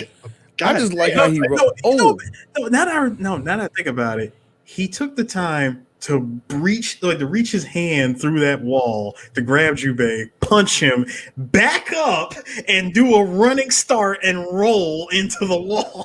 That nigga did a Sonic dash on his ass, dog. He did the He Dolphin spun- roll. No, he did the Dolphin rollout because remember he had the spikes on the side. So Oh, dude, he's made out of rock. He's made out of rock. He doesn't even need the blades to like bust through that wall. He was that is the again for a guy that was aggressively sucking boobs. You're not surprised that he's overly compensating for what his abilities are. Come on now. Look, the one thing. Considering when he put a whole ass titty in his mouth, he was in normal form. Yo, okay. Look. We actually said the term "whole ass titty" at least 4 times in this episode. No. I'm proud of ourselves. But I'm mad that D had to make a joke about this. But he's right. Jubei just chill in the corner, just watching him just suck a whole ass boob, just whatever. Hey yo, I ain't gonna try to disturb you. I see you raping a woman. That's But I'm cool. lost. Look like this. Hey yo, I see you raping a woman. I'm gonna let you get back to it. It's the Edo era. We cool with that shit. But I'm lost. I'm trying to get back on the highway. I'm trying to get over to Kyoto, man. Is it like down? Is it down that way, or is it around the mountains? Because I ain't really sure. Man, why you swinging on niggas? I'm just asking Bro, you a you know what question. was funny though? I like how he nicely said, "Hey, you see what's happening here? Get out of here! Like, piss off. Piss Like, off. I'm Man. raping a woman here. Go Man. home." This is it. And stood up and began making his way. He says, "Look, I'm just gonna walk up on you real quick. I'm gonna ask you before things really get intense. Just tell me what direction is the city in. I love the way he Tell did me it that I because will happily be on my way." I love it, Eris, because if you watch what Tisai did, he got right back to it, and I like how as soon as he put like that leg down, you saw his eye creep up just an inch up, and they pull out, and you see the full screen. You just see Jubei in the jailhouse pose. Yeah, bruh. So 95 to the right, or do you take a left when you go up the stairs? See, me, I would be like, so my man, so how can we make this go from a two-way from two people to three people? Oh Lord, he's like this, like piss off. He's like piss off. Here's me. Oh, so it's like that. Yeah, fuck the girl. It could be you and me, nigga. I mean, you know, I can give you a little handy right Free now love. while you sucking on the boob. I'm just saying. Oh man, look, hey dog, look, man. I'm just Dog, saying. look, you I'm gotta just saying. understand, man. I'm just saying, man. Look, you've been stressing. You know, you've been throwing that damn blade at everybody. Bruh. You have committed at least at least 20 homicides within an hour, nigga. I know you need a back rub while you're. I'm just saying, dog. I mean, look, dog. You look. I understand it, man. Tokugawa, man, he done changed the country over. We don't know if he's gonna be the. We don't know if he for hold on, man. You know what I mean, man? It's a lot of bullshit, bro. So, Hey, so man, you let me trying to look, he's like this. So I'm gonna jerk you off or what? How we doing this, bro? let me tell you. Let me tell you something. We got this epidemic coming across this village over here, and you know damn well that Tokugawa ain't giving nobody them stimulus checks. Man, you already know they ain't coming, man. You already know they ain't coming. God, I wish we knew another figurehead back then so we can say that's Kamala Harris. We fucked that up, God. God, man. But the one thing I want to mention, actually, this is real talk. The one thing I want to mention, I know some of y'all noticed, and you're correct. You are exactly correct. I'd like to tell you about a person real quick. His name is Karu Wadu. He is the music director of this movie. Beautiful music. You heard it before. He also did the music in Inuyasha. It's the exact same type. It's very classical Japanese instruments. Use a lot of or you can tell he brings in a symphony to try to complement with a lot of the Japanese instruments and all that. It always sound gorgeous. And I love the fact that the dude that did the music in Ninja Scroll also did it in Inuyasha. And if there's one thing I could, and here's the funny thing, if there's one thing I can say that's flawless in Inuyasha, it's the music. So yeah, I might hear the music. I'm like, this guy is trying his best to say, "Move over, Steven Spielberg. I got this." dum dum dum, because you get those little bum bum bum, and all of a sudden you hear a little boom ding ding ding ding ding ding ding ding. This time 5 years from now, I'm gonna be with Harry Gregson Williams. We're gonna be working on stuff together, but no, but no, the other scene with Shijima, his death was, I would say, second to Majuro's death, because he just fell on Jubei's sword. I mean, that was like, and again, Jubei had the power of bullshit on that one. I'm sorry, I love Jubei in this movie, but that kill was bullshit. Ain't no way you swiped up and went that fast to not only sever a fucking limb, but to slice that damn tree too. Bullshit. Got his ass though. But then no, see, the best part was he had to deal with a mind controlled Kagero who stabbed him in the forearm, and he caught what shadow he was in, and he just yeeted that sword into the shadow. My man pulls out with the sword in his back. I'm sorry. Like, I still think that was one of the most. Jubei pulled a fucking Doug Flutie. He did. I remember I saw that. I was watching this movie with my sister, and I never forget when he caught him. When he got his ass, he threw this sword into the shadow. My sister like, bullshit. He got that nigga though. Yes. I mean, because it's crazy because like it's one of those anime scenes where the luck worked out for the character. Yeah, he lucked out, but I mean, real talk, he kind of deserved it. I mean, yeah, he kind of deserved it. That's I mean, fair. you have a mind control Kagero swinging at you with that damn blade, and then you're also trying to fight the shadow ninja that can only hide in the shadows. You need luck in order to beat them if you really think about it, so it makes sense. And on top of that, it was a worse time for that poison in your system to start kicking in. Sorry, this reminds me of fucking what the fuck show was that? Dude had fucking ninja AIDS. Fuck. God damn it! What the fuck was the name of that anime? Oh crap! I forgot who it was. But he had like a disease and he was gonna die soon or some shit, and he had to fight somebody. Damn it! Now I forgot. See, now you're reminding me of the Ninja Scroll TV series. There was one particular episode. It was a really good episode. I know it was a character that was gonna die, and he had to do that. Like where no, see what it was a parasite. It was a parasite that was inside this dude's body, and he kept trying to get Jubei to kill him. Well, not kill him, but to kill the parasite. So, like, whenever the parasite comes out, he's like, "Quick, kill it, kill it, kill it!" But he would always hide back inside his body, and then then when he finally, when Jubei finally managed to kill him, dude died instead, and he said, "Oh," he said, "Damn, I didn't even realize, like." I wasn't protecting the parasite. The parasite was protecting me. It's like, oh, that little bit of irony, like, oh shit, you killed the parasite and it caused me to die. Fuck. I gotta say this though. The whole thing with Gemma and the resurrection thing and stuff was kind of crazy to me because I like the fact that much like the Kurgan in Highlander, when he attached part of his severed neck. Yeah, all he did was just reattached his head and boom, he's all. I like the markings are still around his head, around his neck though. I appreciate that little detail, just to show him like, oh, I'm still alive, dog. Like, that's cool. You cut my neck. Jubei really thought it was safe out here in these streets. My man hiding in the snow and shit. He leaps over a whole ass horse. Clean slices Gemma's head off his neck, and he's like, "Yeah, I avenged Shikuro and all the others." So, like, how the hell is this dude still alive? I made sure he was dead.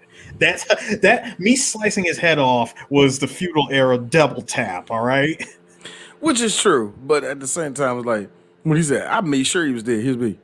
Did you burn him? No, you didn't make sure, then, motherfucker. Hold on, I really don't even think it would have mattered. I don't think it would have mattered either. Because here's the one thing I do have one question. How long was he under that snow? That's my only question. I'm gonna say quite a while. He waited. I'm not even going to question the physics of you leaping that high and, like you said, over a full grown ass horse. The question is, there's certain things about immortality that's funny to me. When Shikamaru killed old boy from the Akatsuki that was immortal, right? And he's sitting up there, blew up his body, and was like, "Yeah, you're gonna be in these woods, buried 100 feet in the ground and shit," right? So let me get this right. Forever, you're just buried underground for life, right? That is fucking horrible. So imagine you're in snow, attached to your head, you're just waiting. Now, his death in this movie, I wouldn't even call it death because if they did revisit this shit, you imagine like a blinged out Gemma covered. So all right. So now, which of course I'm not gonna, I don't want us to skip over this part. Going back to what we mentioned earlier, where Kagero gets double crossed by their freaking Lord and Master, who she thought was who he was. Turned out it was Gemma in disguise. And when she has her final moments with Jubei, we get that last kiss from her, and she dies. His poison is cured in the process. And how was it cured? Shut up. Well, we got like 10 minutes left. Shut up. No, hold on. Very easy. I can answer that very easily. How is this poison cured? Simply, she already gave us the info dump at that part when he attempted to test her, when she said, "Look, poison tasting has become a part of my life that is so strong that even the touch of my lips could kill you instantly." Again. Because he said so. Shut the fuck up. So after she said that, and he decides, you know what, I'm gonna kiss her. He kisses her, and just from that cured his poison. So anyway, did you like the Rambo 2 the Rambo First Blood Part 2 funeral that he gives Kagero? Puts her body on the boat, and sends it off like out in the water. A man rolls up, ties her freaking headband around his head, and goes in with that horse. It's so melodramatic, but you gotta It's go with it. melodramatic, but damn it, I love that part. Don't worry. The headband's gonna come into play. Kinda. And then like prior to that, you know, when we first see her get stabbed, Jubei goes absolute bananas. I mean, nigga, Cena mode, freaking Jason Statham from Furious 7. This dude was the Terminator. He just murders all of those random hired goon ass ninjas. I like how Rando goon just ninjas. literally had the Mongol was not impressed from fucking the quest and shit the whole time. Like, that's cute. That is cute. Like, yeah, that's cute. He's killing all of my men. Whatever. Gemma had this look on his face the entire time of a man that's like, interesting. I mean, you know, it's funny because he had that same look when he was dealing with the dude from the Shogun of the Dark. He also had that same look when he was busting down homegirl. Interesting. Like first he tells Gemma the idea. He's like, Gemma, this gold. He's like, with this gold, here's what our plan is. We intend to take this gold and buy the most advanced weapons from Spain. Gotta pump them numbers up, buddy. And he said, Yeah, man, we gonna get all the good shit from Spain. You know what I'm talking about? We talk about rifles that have 2 bullets. and when he said, Nigga, and when he said, nigga. dude, when he said that, Gemma was like, "Are you serious?" He says, this is your dream, right? We're gonna sail all the way to Spain with all this gold and buy the most advanced weapons and then topple the Tokugawa government with it. This is the most ridiculous thing I've ever heard in my life. Now I gotta kill you. Sorry.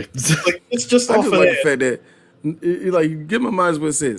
So we just gonna go to Spain, get shit from the white people.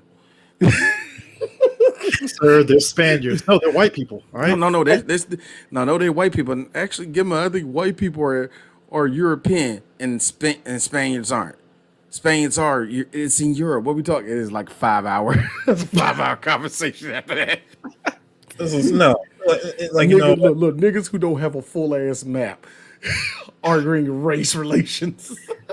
no, like I'm sorry, but my dream is very different. The devils, the devils of Kimon are gonna take the gold, and my man thought he could just run it. Dude, you mean to tell me that you just gonna first of all take your sword, point it at him, and then pull up on Gemma like shit's okay? It was never gonna work out his way. My man just shoved him up against that rail and said, he says, look, we're going to take the gold and make the most powerful ninja ever. And we're going to rule everything from the shadows. Yep. Yeah, it's gonna have black checks and hookers.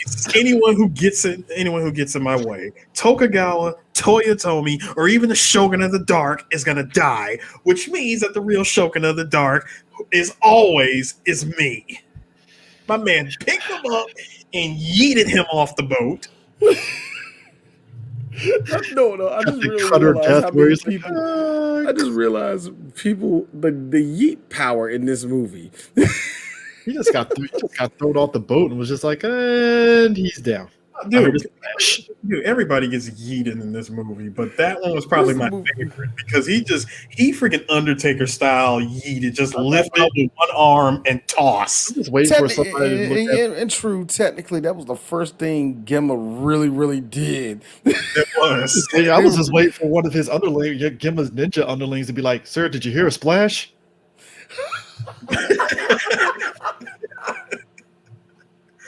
Did I hear a splash?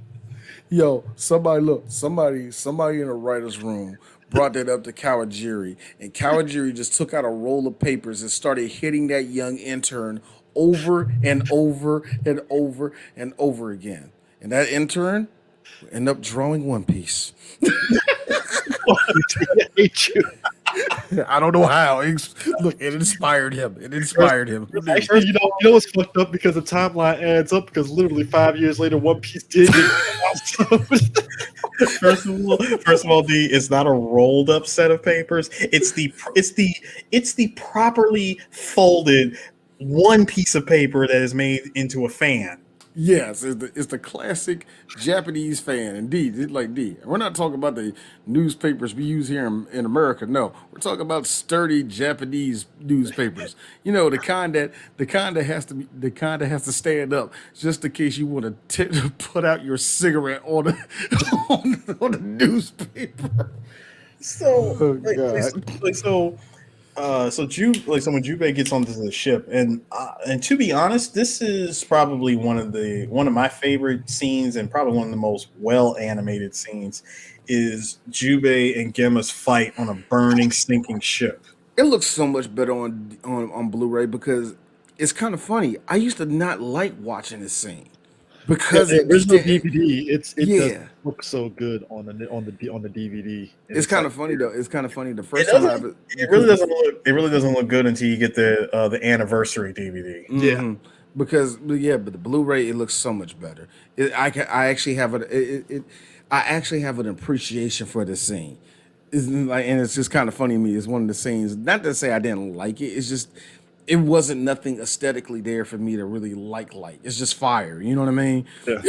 But it looks great. I love everything about it because first of all, Jubei goes in we go in straight for the fight.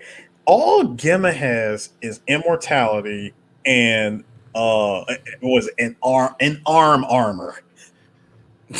that man gave him the fucking raging demon against So- that priest still So, dead. so Man. the first thing he did when he tried to run at him with that sword, Gemma did not adjust the fin. He just did a straight half sidestep, grabbed his arm, broke his arm, tossed him into a corner. Sir, he gave him that shit-eating grin and then broke his arm. He did. He stared at he looked at him in his eye, snapped his arm, whipped him into the corner. My man leaped into the air. It always starts off with a kick, don't it? It always starts off with a jumping kick. My man gave him a 23 hit piece combo with no biscuits or gravy. Dog, has that ever happened to y'all in a game and you immediately hit pause and go for a potion like that's going to do anything for you? No, that happened to me. What was it? Actually, funny enough, it happened to me a month ago playing Street Fighter V. Like I was playing around with Sagat, and I'm like, oh, I'm doing all right in this game. And then you come upon somebody that has clearly been playing this game consistently, and you have to put down the controller because it's like, What's the point? What's the point of even moving? You're just winning. What is actually fuck my life, right? All right, cool. No, Chris, see, you use Street Fighter. No, you got to use the proper game for this. This is what happens when you get hit with Shadow Counter from Killer Instinct, Yeah, and then you get locked out of trying to combo break a move, and because you hit the wrong button, you're stuck. You have to eat all of that damage. Gamma went ham. It was like, this is a nice. Gemma hit that nigga. Gemma hit that nigga with a Mortal Kombat X-ray. You know the ones they do on 11, where it takes a full 20 seconds, and you're like, that wasn't a finishing move. That wasn't a finisher. Jesus, that was violent. Jubei sliced off Gemma's arm, and Jubei thinking he did something, and Gemma is still whooping his ass, and then attaches the arm like, that was cute. Oh, Let's get back to work. Chris. The best part. First of all, he slices his arm off, and he's using one arm to swing the sword because his other arm is broken. So you're thinking this is going to be an even match. My man again, sidestep straight. He bison kicked him in the stomach. Then with his free arm, grabbed the non-broken arm and continued to punch and kick the hell out of him. Actually, I'm sorry, Eris. When you said he attached his arm back on and then began to whoop his ass again, right when you said he attached his arm, all of a sudden you see the ground shake. Coming up in front of the ground is Dr. George Washington Carver. Bullshit, he did that. Makes no sense. Yo, Hold up. I couldn't think of no medical doctor, so I had to go for Dr. Cough. But no, seriously, he like he did. I really always laughed at that part because both of them are missing one arm, but yet he used his good arm to grab Chubei and I just like how. kick the shit out of him, Here's the thing. all while Look. holding on to him, and like all It while would have been better. It would have been better if Gibba just picked up his other arm and just starts beating the shit out of Jubei I'm pretty with sure. it. I am pretty sure he was halfway there to doing that, but he's like, "No, I need to reattach this." Get it followed up with a villainous inner monologue about how much how much I've become as immortal as a true demon, and then we get the goat. This moment is by far one of the greatest anime moments in anime history. Like, okay, as much as I No. When you said that, you're like in anime history, to Americans, because Japanese people don't know this thing even exists. Right. Now look, for anyone, Like, what is this? now look, for everybody out there that loves Full Metal Alchemist Brotherhood, yes, we all got pure satisfaction watching Mustang snap away at Lust and watch her burn to a crisp. Both versions, by the way. Yeah, in both versions, but the headbutt, the repeated headbutt from First, apparently that headband gives them like plus 22 fucking endurance. Because if it was me, one headbutt, I'm like, I'm done. He ain't lying, because what I learned from watching New Japan, when Shibata did that headbutt to Okada, and you saw that blood leak out of his head, I was thinking to myself, that's brain juice. That ain't blood. First of all, like, yo, check it out, man. Jubei hits this man with a headbutt While And, monologuing. like yeah, while not monologuing, openly threatening this nigga, right? He threatened an immortal guy. That's balls right there. He is headbutting him. Bro. I'm like, he is headbutting him. I want to say a good, I think it was like a good 20 times. About 20. About a good 20 times, and he was like, I swear if you come back to life again, then I'll kill you again, no matter how many times. And that last headbutt where he goes, ah! He put all of his energy into that headbutt. As Jimba sits there and literally gets up and stuff. And then at that point, that's when apparently the gold melted down because of the fire. Like, first of all, you know it's bad when you get headbutted so bad that your face caved in. But it popped back And out. of course, it resurfaced, and it resurfaced, and at that point, Jubei decides, all right, it's time for me to get the hell out of here. And before he tried to get away, my man grabbed onto this arm and he leaped himself up, and he's like, "Oh nah, nigga, we getting up out of here." The gold comes in. Right before the gold comes in, remember he tried to. Oh yeah, that's right. I'm sorry. The top part of the ship fell down. Like all that broken debris came down and caved in on him. But Jubei still managed to get out of it, as well as Gibba. My man turns around. He's like, "This motherfucker still won't die." And you think with a stab to the stomach, I'm like, Jubei, you tried everything. This is not working, bro. This ain't it. He then just swipes up. I'm like, Jubei, slice up. Slices this dude down the middle. Half. And yeah, he's pretty much cut in half, but again, he manages to reattach himself just as the gold comes in and covers this man in liquid gold. No. I mean, now the thing is, there are worse ways of dying. I can't say he's dead, but it's like, nigga, you at the bottom of the ocean, alive, covered in gold. It's like this. Put it this way. Like, first of all, you leap up. And hold on, we got to get the kill line of this movie. He leaped out of the gold like an Olympic damn jumper and shit. Leaps out of the gold, grabs onto Jubei's arm, onto his leg, and he's like, "Gibba, burn in your golden hell!" That slice and that scream into that freaking pool of gold, like, bro. Man, all that gold at the bottom of the ocean. I was like, that sucks. I'm thinking about. It's like I thought to myself the other day. No, after watching that, I was thinking to myself, "Hey D, what if all of this was like in real life? How funny would it be if Gemma is still on the bottom of that fucking off waterbed, encased in gold, can't move." And I thought to myself, like, man, that didn't kill him. I was like, I don't know.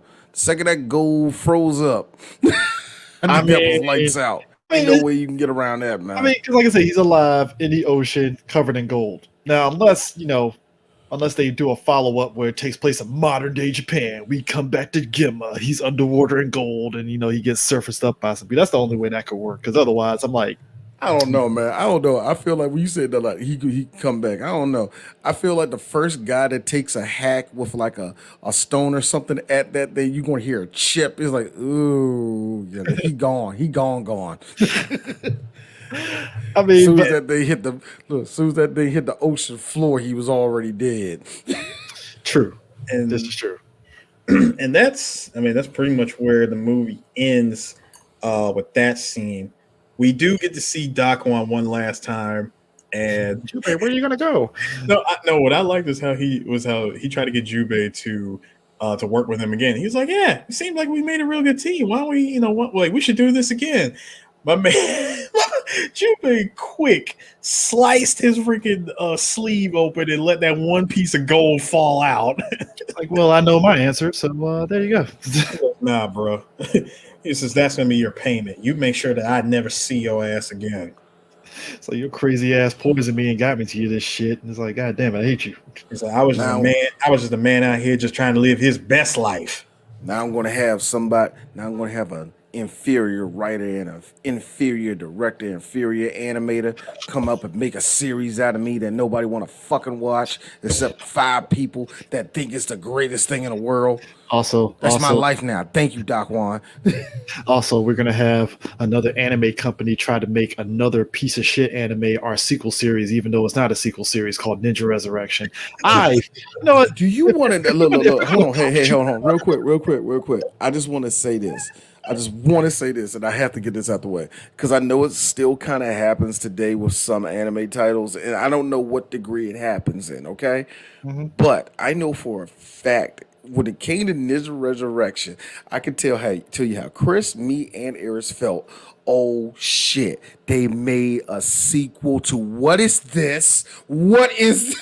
The real sad part about it is that this Jubei is more in line with the real Jubei. Or like Onimusha 2 was. Because he's got the eye patch and everything. So he's like, this one's based on Jubei Yagyu, whereas the other Jubei that was Kawajiri's. But still, And somebody when you see the cover and the fact that the name is called The Return of Jubei, everybody was all under the assumption that this was the real sequel. If you Scroll, and again, if you look at the time period, if you didn't know any better, because again, anime is one of those things that at the time, I won't say it was hard up, but if you just saw it, you happen to see it. You didn't know any better because again, the internet wasn't what it is now, where you can just look that shit up. All right, Chris, you're apart. right. You're right. Anime wasn't hard up. These American companies were. Yeah, but I'm saying These is, American companies were, and they did that several times in anime where they make a title and we go ooh, and we look at it and it wasn't nothing that we thought it was. You know what I mean? That's the thing they took advantage of because, like I said, it's not like we can go on the internet and look up Ninja Resurrection unless you happen to go onto a piece of shit dial-up site that's Angel Fire or whatever and stuff. And even then, Chris, nobody had the information like that. Yeah, because we just assumed it was scattered everywhere until we saw the movie. It's like, this ain't Ninja. What? And here's the sick part. Here's the sick part about that. I know what that one person's saying. What about anime? What about anime news network? What about them? Would they give all the information? Yes, they were. It was very great. It was a pre-Wikipedia for a lot of that crap and a lot of that crap. But here's the problem about that. Here's the thing about half anime. them writers sucked. No, so when it came to describing crap, it didn't make a difference. No, D, you were here's still guessing. D, the worst part. Anime News Network didn't come out until after this movie was made. Exactly. That's what I'm saying. That's what I'm saying. Even when you had the information from them, it still was 50-50 because to this day, with the internet being as vast as it is, they still got blank spots all over that website when it comes to shit, man. It's amazing. I mean, we talked about this. We say it multiple times. They did it with martial arts films. We talk about again SPL2. There was never a sequel to SPL2, but they tried to market it because Sammo Hung. Yeah, because that's what it gullible did. Like, ass martial arts fans didn't know any better. Like Sammo Hung and Wu Jing, I think. Yeah, because both of them was in another movie together, and you had a lot of like places that would take advantage of that because if you didn't know any better, you assumed it was a sequel somehow, some way. I don't know how the fuck you would think it was a sequel, but it was like SPL2, oh dope, and then it wasn't if you were really looking at it and stuff. Which ironically, they did make it SPL2, but it was I mean, different. first of all, if anyone who's watched SPL 1, you know for a damn fact a sequel is impossible to make. Which they did, but they did it with different characters. That's what I'm saying. But that's the thing. If you're doing a direct sequel, unless you're bringing in nothing but original characters that are somehow loosely connected to the original, fine. But to do a direct sequel with any remaining characters, any surviving characters from the first movie, it's still going to be kind of weird because all the key characters in that movie were dead. Yeah, that's all they did was basically for the one with Tony Jaa, they brought back one of the characters that survived, but he's only in it for like a hot minute just to say, hey guys, we connected it to the first movie, and that's it. I hated when they do that, man. Hey, like you said, they Guys, stay doing that shit to gullible fans, man. like, hey guys, it's so and so from the first movie. Applause. Yeah, I was watching it and I was like, so we got Tony Jaa, all right, cool. Oh shit, I remember that was the guy that old boy saved from fucking Wu Jing rolling on him at the fucking basketball court. All right, cool. And then he's gone for the rest of the movie. I was like, well, that sucks. So it's like Tony Jaa in the Bodyguard movies. Yeah, basically. I mean, I think let's see, but you're lying on that one. You hopped Here's in the- for like a good 2 minutes and then gone. here's the thing. Yeah, it was Simon Cham. Yep. That's what it was. Simon Cham's character.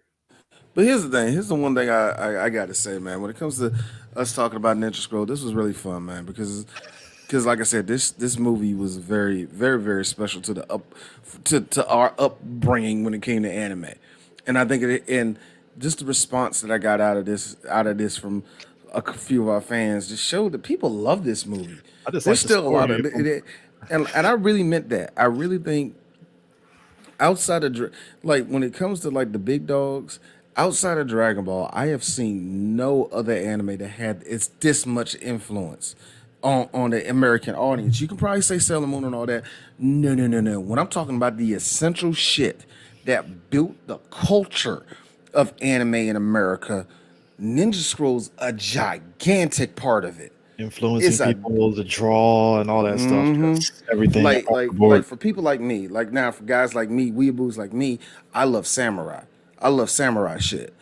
This is what started that for a lot of us. This was the ship that started it for a lot of us. To this day, Bambas are still I know guys that are making stories right now. It's like that's Ninja Scroll, nigga. You know, I will say but this still. though. I am happy. I am so happy that it's one of many properties that's in Hollywood development hell, and I want to Good. keep it there. Good. It's like That's a movie. That's a movie it's- that's a movie, Chris, and I mean this. Y'all can get me on it. That's a movie that can be good in the movie theaters. It has to come out when we're not thinking about it. Bama's that like that movie is like, it got to come out. In other words, it has to be when we're 50 years old. They had to give That, someone. it has to be when we're 50. They have to- Because anything above that, I think we're just going to be like, this is some trash. Well, that's the thing too, because like the last I heard, and again, this thing was in 7 years development hell, right? So Leonardo DiCaprio's company was attached to it, right? Then they got ditched. Then they got old boy that did the screenwriting for Watchmen. He was writing the screenplay for it, and then it just disappeared. Then they were going to get the director of Dracula Untold to be attached to the film, Ugh. and he had a proof of concept for it, and then after that, radio silent, nothing. And My I'm thinking question- it's just one of those situations to where I feel they're going to take the wrong lessons, because as much as we were talking about all the raping and all that stuff, they're going to probably try to do that and think, see They're guys, gonna we got that Disney in there, and it's like, no, we They're don't. going to Disney live action it. They're going to listen to all the wrong The people. wrong stuff of why we liked it. They're going to listen to all the wrong people. They're going to listen to all the wrong voices. And before somebody said, what's the wrong voices in anime? I seen all y'all niggas type. there's a bunch of you that don't need to be talking for fans or or about anime in general, but they're going to listen to you over us. They will, We and seen what the we'll Death Note get is movie. one of the We know most what happens. neutered ass versions of the movie. Oh, we seen the Death Note movie. We know what happens when they do Now, this. see, So, I can't say nothing about Death Note. I still haven't seen it. You know why? Because Chris told me not to, and I stayed away from it. oh, you want to stay away? Chris, That's no, I'm gonna tell you how bad it is. Chris will know because I know Chris. When Chris knows it's bad, and when Chris knows the movie's bad, that's him doing the Weebay shrug. So when Chris Weebay shrug shit. When Chris Weebay shrug shit, that's like, you could try it out, D. But when Chris tells me outright no, that means it's a Dude, piece of you were garbage. there at San Diego Comic Con that year when they had the panel for the Death Note movie. You remember that, right? Mhm. That was I the wasn't year. there for. I wasn't there for it. That was Eris, I think. No, my bad. That was the year me and Eris were there, and they were doing that thing for the Death Note stuff. I was sitting back like, that's happening, really? All Yep. right, I guess. They But yeah, keep on look. Anime. It's kind of funny that anime, even live action anime, is hard even for the Japanese to do. Let that sink in. It's even hard for the quality is up and Japanese to down do with it. Japanese. I mean, you got the Gatchaman movie. You got their Death Note movie was a little different. I mean, it varies. Zero Full Metal works. Alchemist had everything right, but it was like nobody's gonna watch this shit. Then I look at the Bleach one. Good, ain't nobody about to watch this shit. I mean, there's certain ones that the people in Japan take to and stuff. Because I think when the Gatchaman one came out and stuff, I was all excited. And I don't know whether it was you, Eris, or Eddie that told me, yeah, that movie didn't do too hot in Japan. No, it didn't. And I was like, damn, really? Gatchaman? He was Mhm. like, yeah, it didn't do No, it too hot. didn't do I good. was like, You want what? to know what did do good, and you know why it did good? Because it was on Netflix. Kageguri, the live action of that, did very well. But then I thought it was on Netflix, so Oh, there was no risk of everybody the losing one that money was or stuff really like good, that. the one that was really good that blew up in Japan, Rurouni Kenshin. Mm-hmm. See, here's the funny thing. I think Rurouni Kenshin is one of those things is just flawless to the Japanese. That's how you So do Ninja you Scroll. know, You get those people behind a Ninja Scroll movie in Japan, done. I don't think it worked. I don't. You know what? Here's the problem. I just don't think Ninja Scroll works in real life because it's ultra violent. Yeah. And I mean, it's not even ultra I violent. Let's be real disagree. quiet. It's not even ultra violent. It No, really isn't. I But still, wholeheartedly disagree because you can make a movie, like you can make a live action Ninja Scroll. You want to know why? Because a movie called Ninja Assassin was made. the Yeah. assassin was ass. I don't give a fuck what y'all say No, about that Ninja, one, man. Ninja Assassin was No, good. I'm just talking about on the level of violence. Yeah. You can make a Ninja Scroll. Oh no, movie. dude, that's what I said. But I was correcting myself right before you said that. I was like, no, it ain't that violent. But still, it's one to me. It's just that the imagery that it had and all the rest of that's impossible to recreate. You know what? Here's the problem. If you could give me that scene where Tasai has that nigga's limb over his head and he's drinking the blood, if you can do that in real life and make it look badass, I won't say nothing. I will watch the rest That's a of the proof movie. of concept that they have to do in order to That's sell. all I'm saying. That's hard to do. And I'm not saying you have to do, and I hate it when movies You don't try have to to do this beat for shit, beat, do but like beat for beat. I hate it when they try to do that. looking at But you, you still, the Battle Angel, even though I kind of sort of like it, but yeah. I'm looking at you, Full Metal Alchemist. You bored me 2.5 minutes into it. You know how many times I seen that story of fucking Father Colello or whatever his name was, tricking people. Father Cornello. Cornello, that was his name. Yeah, Even I'm the so best sick of that storyline, damn that move. wasn't even the best storyline of the full. It's one of the worst storylines of all of Full Metal Alchemist, but it's been played to death. God, it's Goku it's versus Father Vegeta. Cornello. Look, but it's Father Goku Cornello was done versus twice. Vegeta part. It's Goku versus Vegeta part 1, except it ain't hype at all. No, It's no, just no, no, sad. no, sir, no, sir.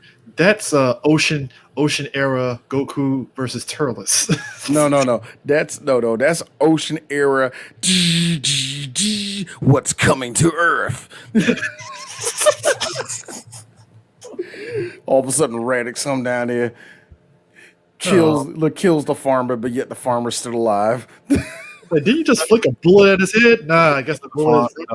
no, but Nah, here's no, the no, funny- no. See, but here's the funny farmer was part. still Instead of the talking. no, here's the funny part. Instead of you flicking the bullet at the farmer in Full Metal Alchemist case, that highlight moment was them repairing a radio. I hate you. I hate you for that. I hate you so much for that. Don't But get yo, mad at me because that's the equivalent. but yo, Though I will say this, I do remember because much like Akira had a limited release in the United States in the early 90s. Yes, they played it in art house. They played Akira in art house theaters around the DC area and stuff. The same thing was with Ninja Scroll because I remember vividly the theater. You know the theater over in Bladensburg. Yeah, They played it over there. yeah, the not sad bad. part. The sad part about it is, anytime any of these movie houses did, I mean, anytime they did that crap, it was only the theater themselves that made the money. It was Yeah, there was nobody some else. small theaters that did it because it was like, well, we have a niche audience. They'll watch Akira and they'll watch these kind of movies. And the but problem about that is, you can't pull that off in every city. You Nah. really can't. it was only And the major cities. It was DC, Texas, Yeah, New York, and LA, and that's it. I remember even when Princess Mononoke came out, they only did that in like, the major cities. No other places got it. And I remember, Even though they touted that voice talent, that was kind of yeah, crazy. they No, did, didn't they? No, if I But remember correctly, they did that with all the Studio Ghibli movies. They had them Mhm. released in select theaters. Actually, the early ones. They 'cause didn't. That's what I'm saying. The early did- ones, they didn't get a wide release. Yeah, because they didn't get a wide release until they signed with Disney that one time, and that's when they had Spirited Away go everywhere. So it was a while before it got to. But yeah, you're right. And I remember you and Lucas got into an argument like, yeah, they did this all the time, and me and Lucas was telling like, yeah, they ain't make no fucking money off that shit. Nobody made money off that crap. movies That's were the the sad ones part that about made it. money to a degree. That's about it. Studio Ghibli was the only one because it had clout behind it. Because Hayao Miyazaki is world renowned. Everybody knows who he fucking is. And even then, it took him a while to break off in America. You know what I mean? Yeah. So, Till he so did Stupid, it's. and it was like, fuck you, Ghibli. But here's the thing, and this is actually a good way to close this all out. When you really think about that, how we had to go through that struggle, had to go to our houses to see this shit, had to go to somebody else's place because they bought it at college and shit. Oh yeah, Chris, you had like remember they were selling anime in the Wizard magazines for a little bit because they was trying to sell. Viz was doing. I remember Viz had a joke in the Wizard magazine. You remember Otakon? I don't know. Did you go to Otakon 99 or 2000? I went in 2003. Hey. Oh, okay. So Otakon 2000, there was a guy selling bootleg VHSs of Ninja Scroll on VHS, and I laughed. This is That's how you 2000. do it, though. That's how you do it, man. Yeah, that's how you did it. That's how you did it. And like all this, and I say all this because Bamas who are, I'm not even saying you're Bamas. I'm just being real with you. Kids, y'all don't know. And I'm not saying that to be like, oh, we older, we wiser, we know shit. No, we didn't know. We were young in anime too, and there was a lot of shit that we didn't know and didn't respect. But for us, it was all about discovery because all of this was very new, not just to us, but our country. So the way it built up, and like I said, Ninja Scroll was a big part of this, how everything got built up. And it is kind of sad that a lot of people don't talk about the movie like they used to, but time moves on. It was a shock to the system. Yeah, it was a shot. It was a real shot to the system. Like I said, outside of Dragon Ball and Sailor Moon, ain't no anime in this country had an impact that Ninja Scroll had. If you think about it like this, right? Ghost in the Shell, no bullshit. I think a lot of critics suck their own dicks talking about. Oh yes, they do. the movie. They suck their dick all talking about that movie. You think about how that movie is, right, in terms of the tone, right? Turn around and you look at Ninja Scroll. Great movie, but just the whiplash, and it goes from violent to weird shenanigans and stuff. And it's a stark difference from Akira, which is weird in its own way, kind of thing. It's just all Akira, Akira, you could really tell it was like a Cold War type of story. You know what I mean? Yeah. You look at Ghost in the Shell, it was all about agency and all the rest of that crap like that. It was really deep. Ninja Scroll, fuck that shit. Nigga with a sword, kill each other. That's how I said it's a whiplash. It's like you had two movies that had some like deep thought-provoking stuff, and Ninja Scroll was like, hey, ninjas, swords, monsters, demons, yay. And here's the funny thing, even and y'all, and a lot of y'all didn't have to grow up hearing from parents and everybody else that how violent and how disgusting anime was. Yes, there was a time where they thought anime was rated X. And it's just amazing how we went from, and Ninja Scroll was a part of that because Ninja Scroll was saw it as disgusting back then because of all that crap, man. Pre Mortal And Kombat too. and they was like, oh my gosh, ban it, ban it, ban it. Play it late at night when no kids are awake. They Oh, the did all of UK this. banned like 1 minute of the movie because of some gratuitous violence in the tits and shit. Wow. 1 minute total because basically they edited out all the boob shots Mhm. and the gratuitous violence. They toned it down a little bit, so you had a very funky fight scenes where you clearly see where they cut certain aspects of it and stuff. And it's like, huh, this is weird. And And that's the UK. like I said, I can't like you can really like with all of that, look where anime is at now. Like I Yeah. remember you and I had that interview with the with that dude that wrote the book about anime in Yep. America, Mhm. and he said it the best way. The way it's grown, or in the last 10 years, yes, it was mostly about the internet. It was mostly the internet connecting everybody, but it's the fact that anime for at least a good solid 10 years before the internet opened the world up, it was in the trenches type of bullshit. Gotta And be honest with you. every inch that we fought for and won was amazing. Because the biggest victory day for anime was when Dragon Ball got its new season, and for whatever it broke the rating system on cable. Every child around the country was turned into Cartoon Network. That's how crazy I it like is. how we're Y'all so and just being real, and like I said, just being real to the younger guys, y'all niggas wasn't there. Y'all was probably trust there, me. but y'all didn't know what the fuck was going on. It's the equivalent of imagine you're an older adult. Imagine you're your grandparents, right? And you seen where football was, where they were wearing the leather helmets and all that shit, right?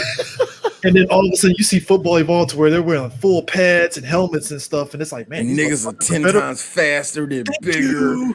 Thank you. And it blows your mind because you're like, man, I remember back in the day, it was people that looked like me that drank beer and we just played football. Now, man, these guys are athletic freaks. Let me tell you something. The fact that Megan cosplayed and didn't get booed for it shows you where anime is at in America. Yeah, it's the cool kids thing.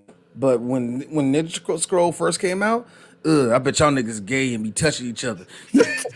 And they jumped us. I don't know why. Nah, Ninja Scroll was one of those. Somebody said it best on your thing, right? When he said his father bought it to watch, his mom came in. When she had this thing coming out of her pussy, he was like, whoa, what are you watching? I'm gonna tell you this. My dad doesn't like anime. He loves Ninja Scroll. My dad don't like anime. There's always He that loves one Ninja anime. Scroll. I told you about my dad watched Cowboy Bebop. Your dad watched fucking Ninja Scroll. There's something that's gonna catch There's somebody's always something there. There's always going to be something to catch, man. So, in other words, what I'm really trying to say is, not that y'all niggas is lucky, but Y'all niggas was lucky. no, Eris. I got something more arrogant us older millennials can say to all these young kids who are running around like Naruto because it's cool now, who are going to all these anime conventions because it's ironic and funny and cool. Yeah, you're not getting jumped for it no more. You didn't have to do the struggle that we had to do for it. And just real talk, just real talk. Y'all didn't have to deal with the psychological bullshit that we went through just trying to like a cartoon. So in other words, D has to say this to you. You're welcome.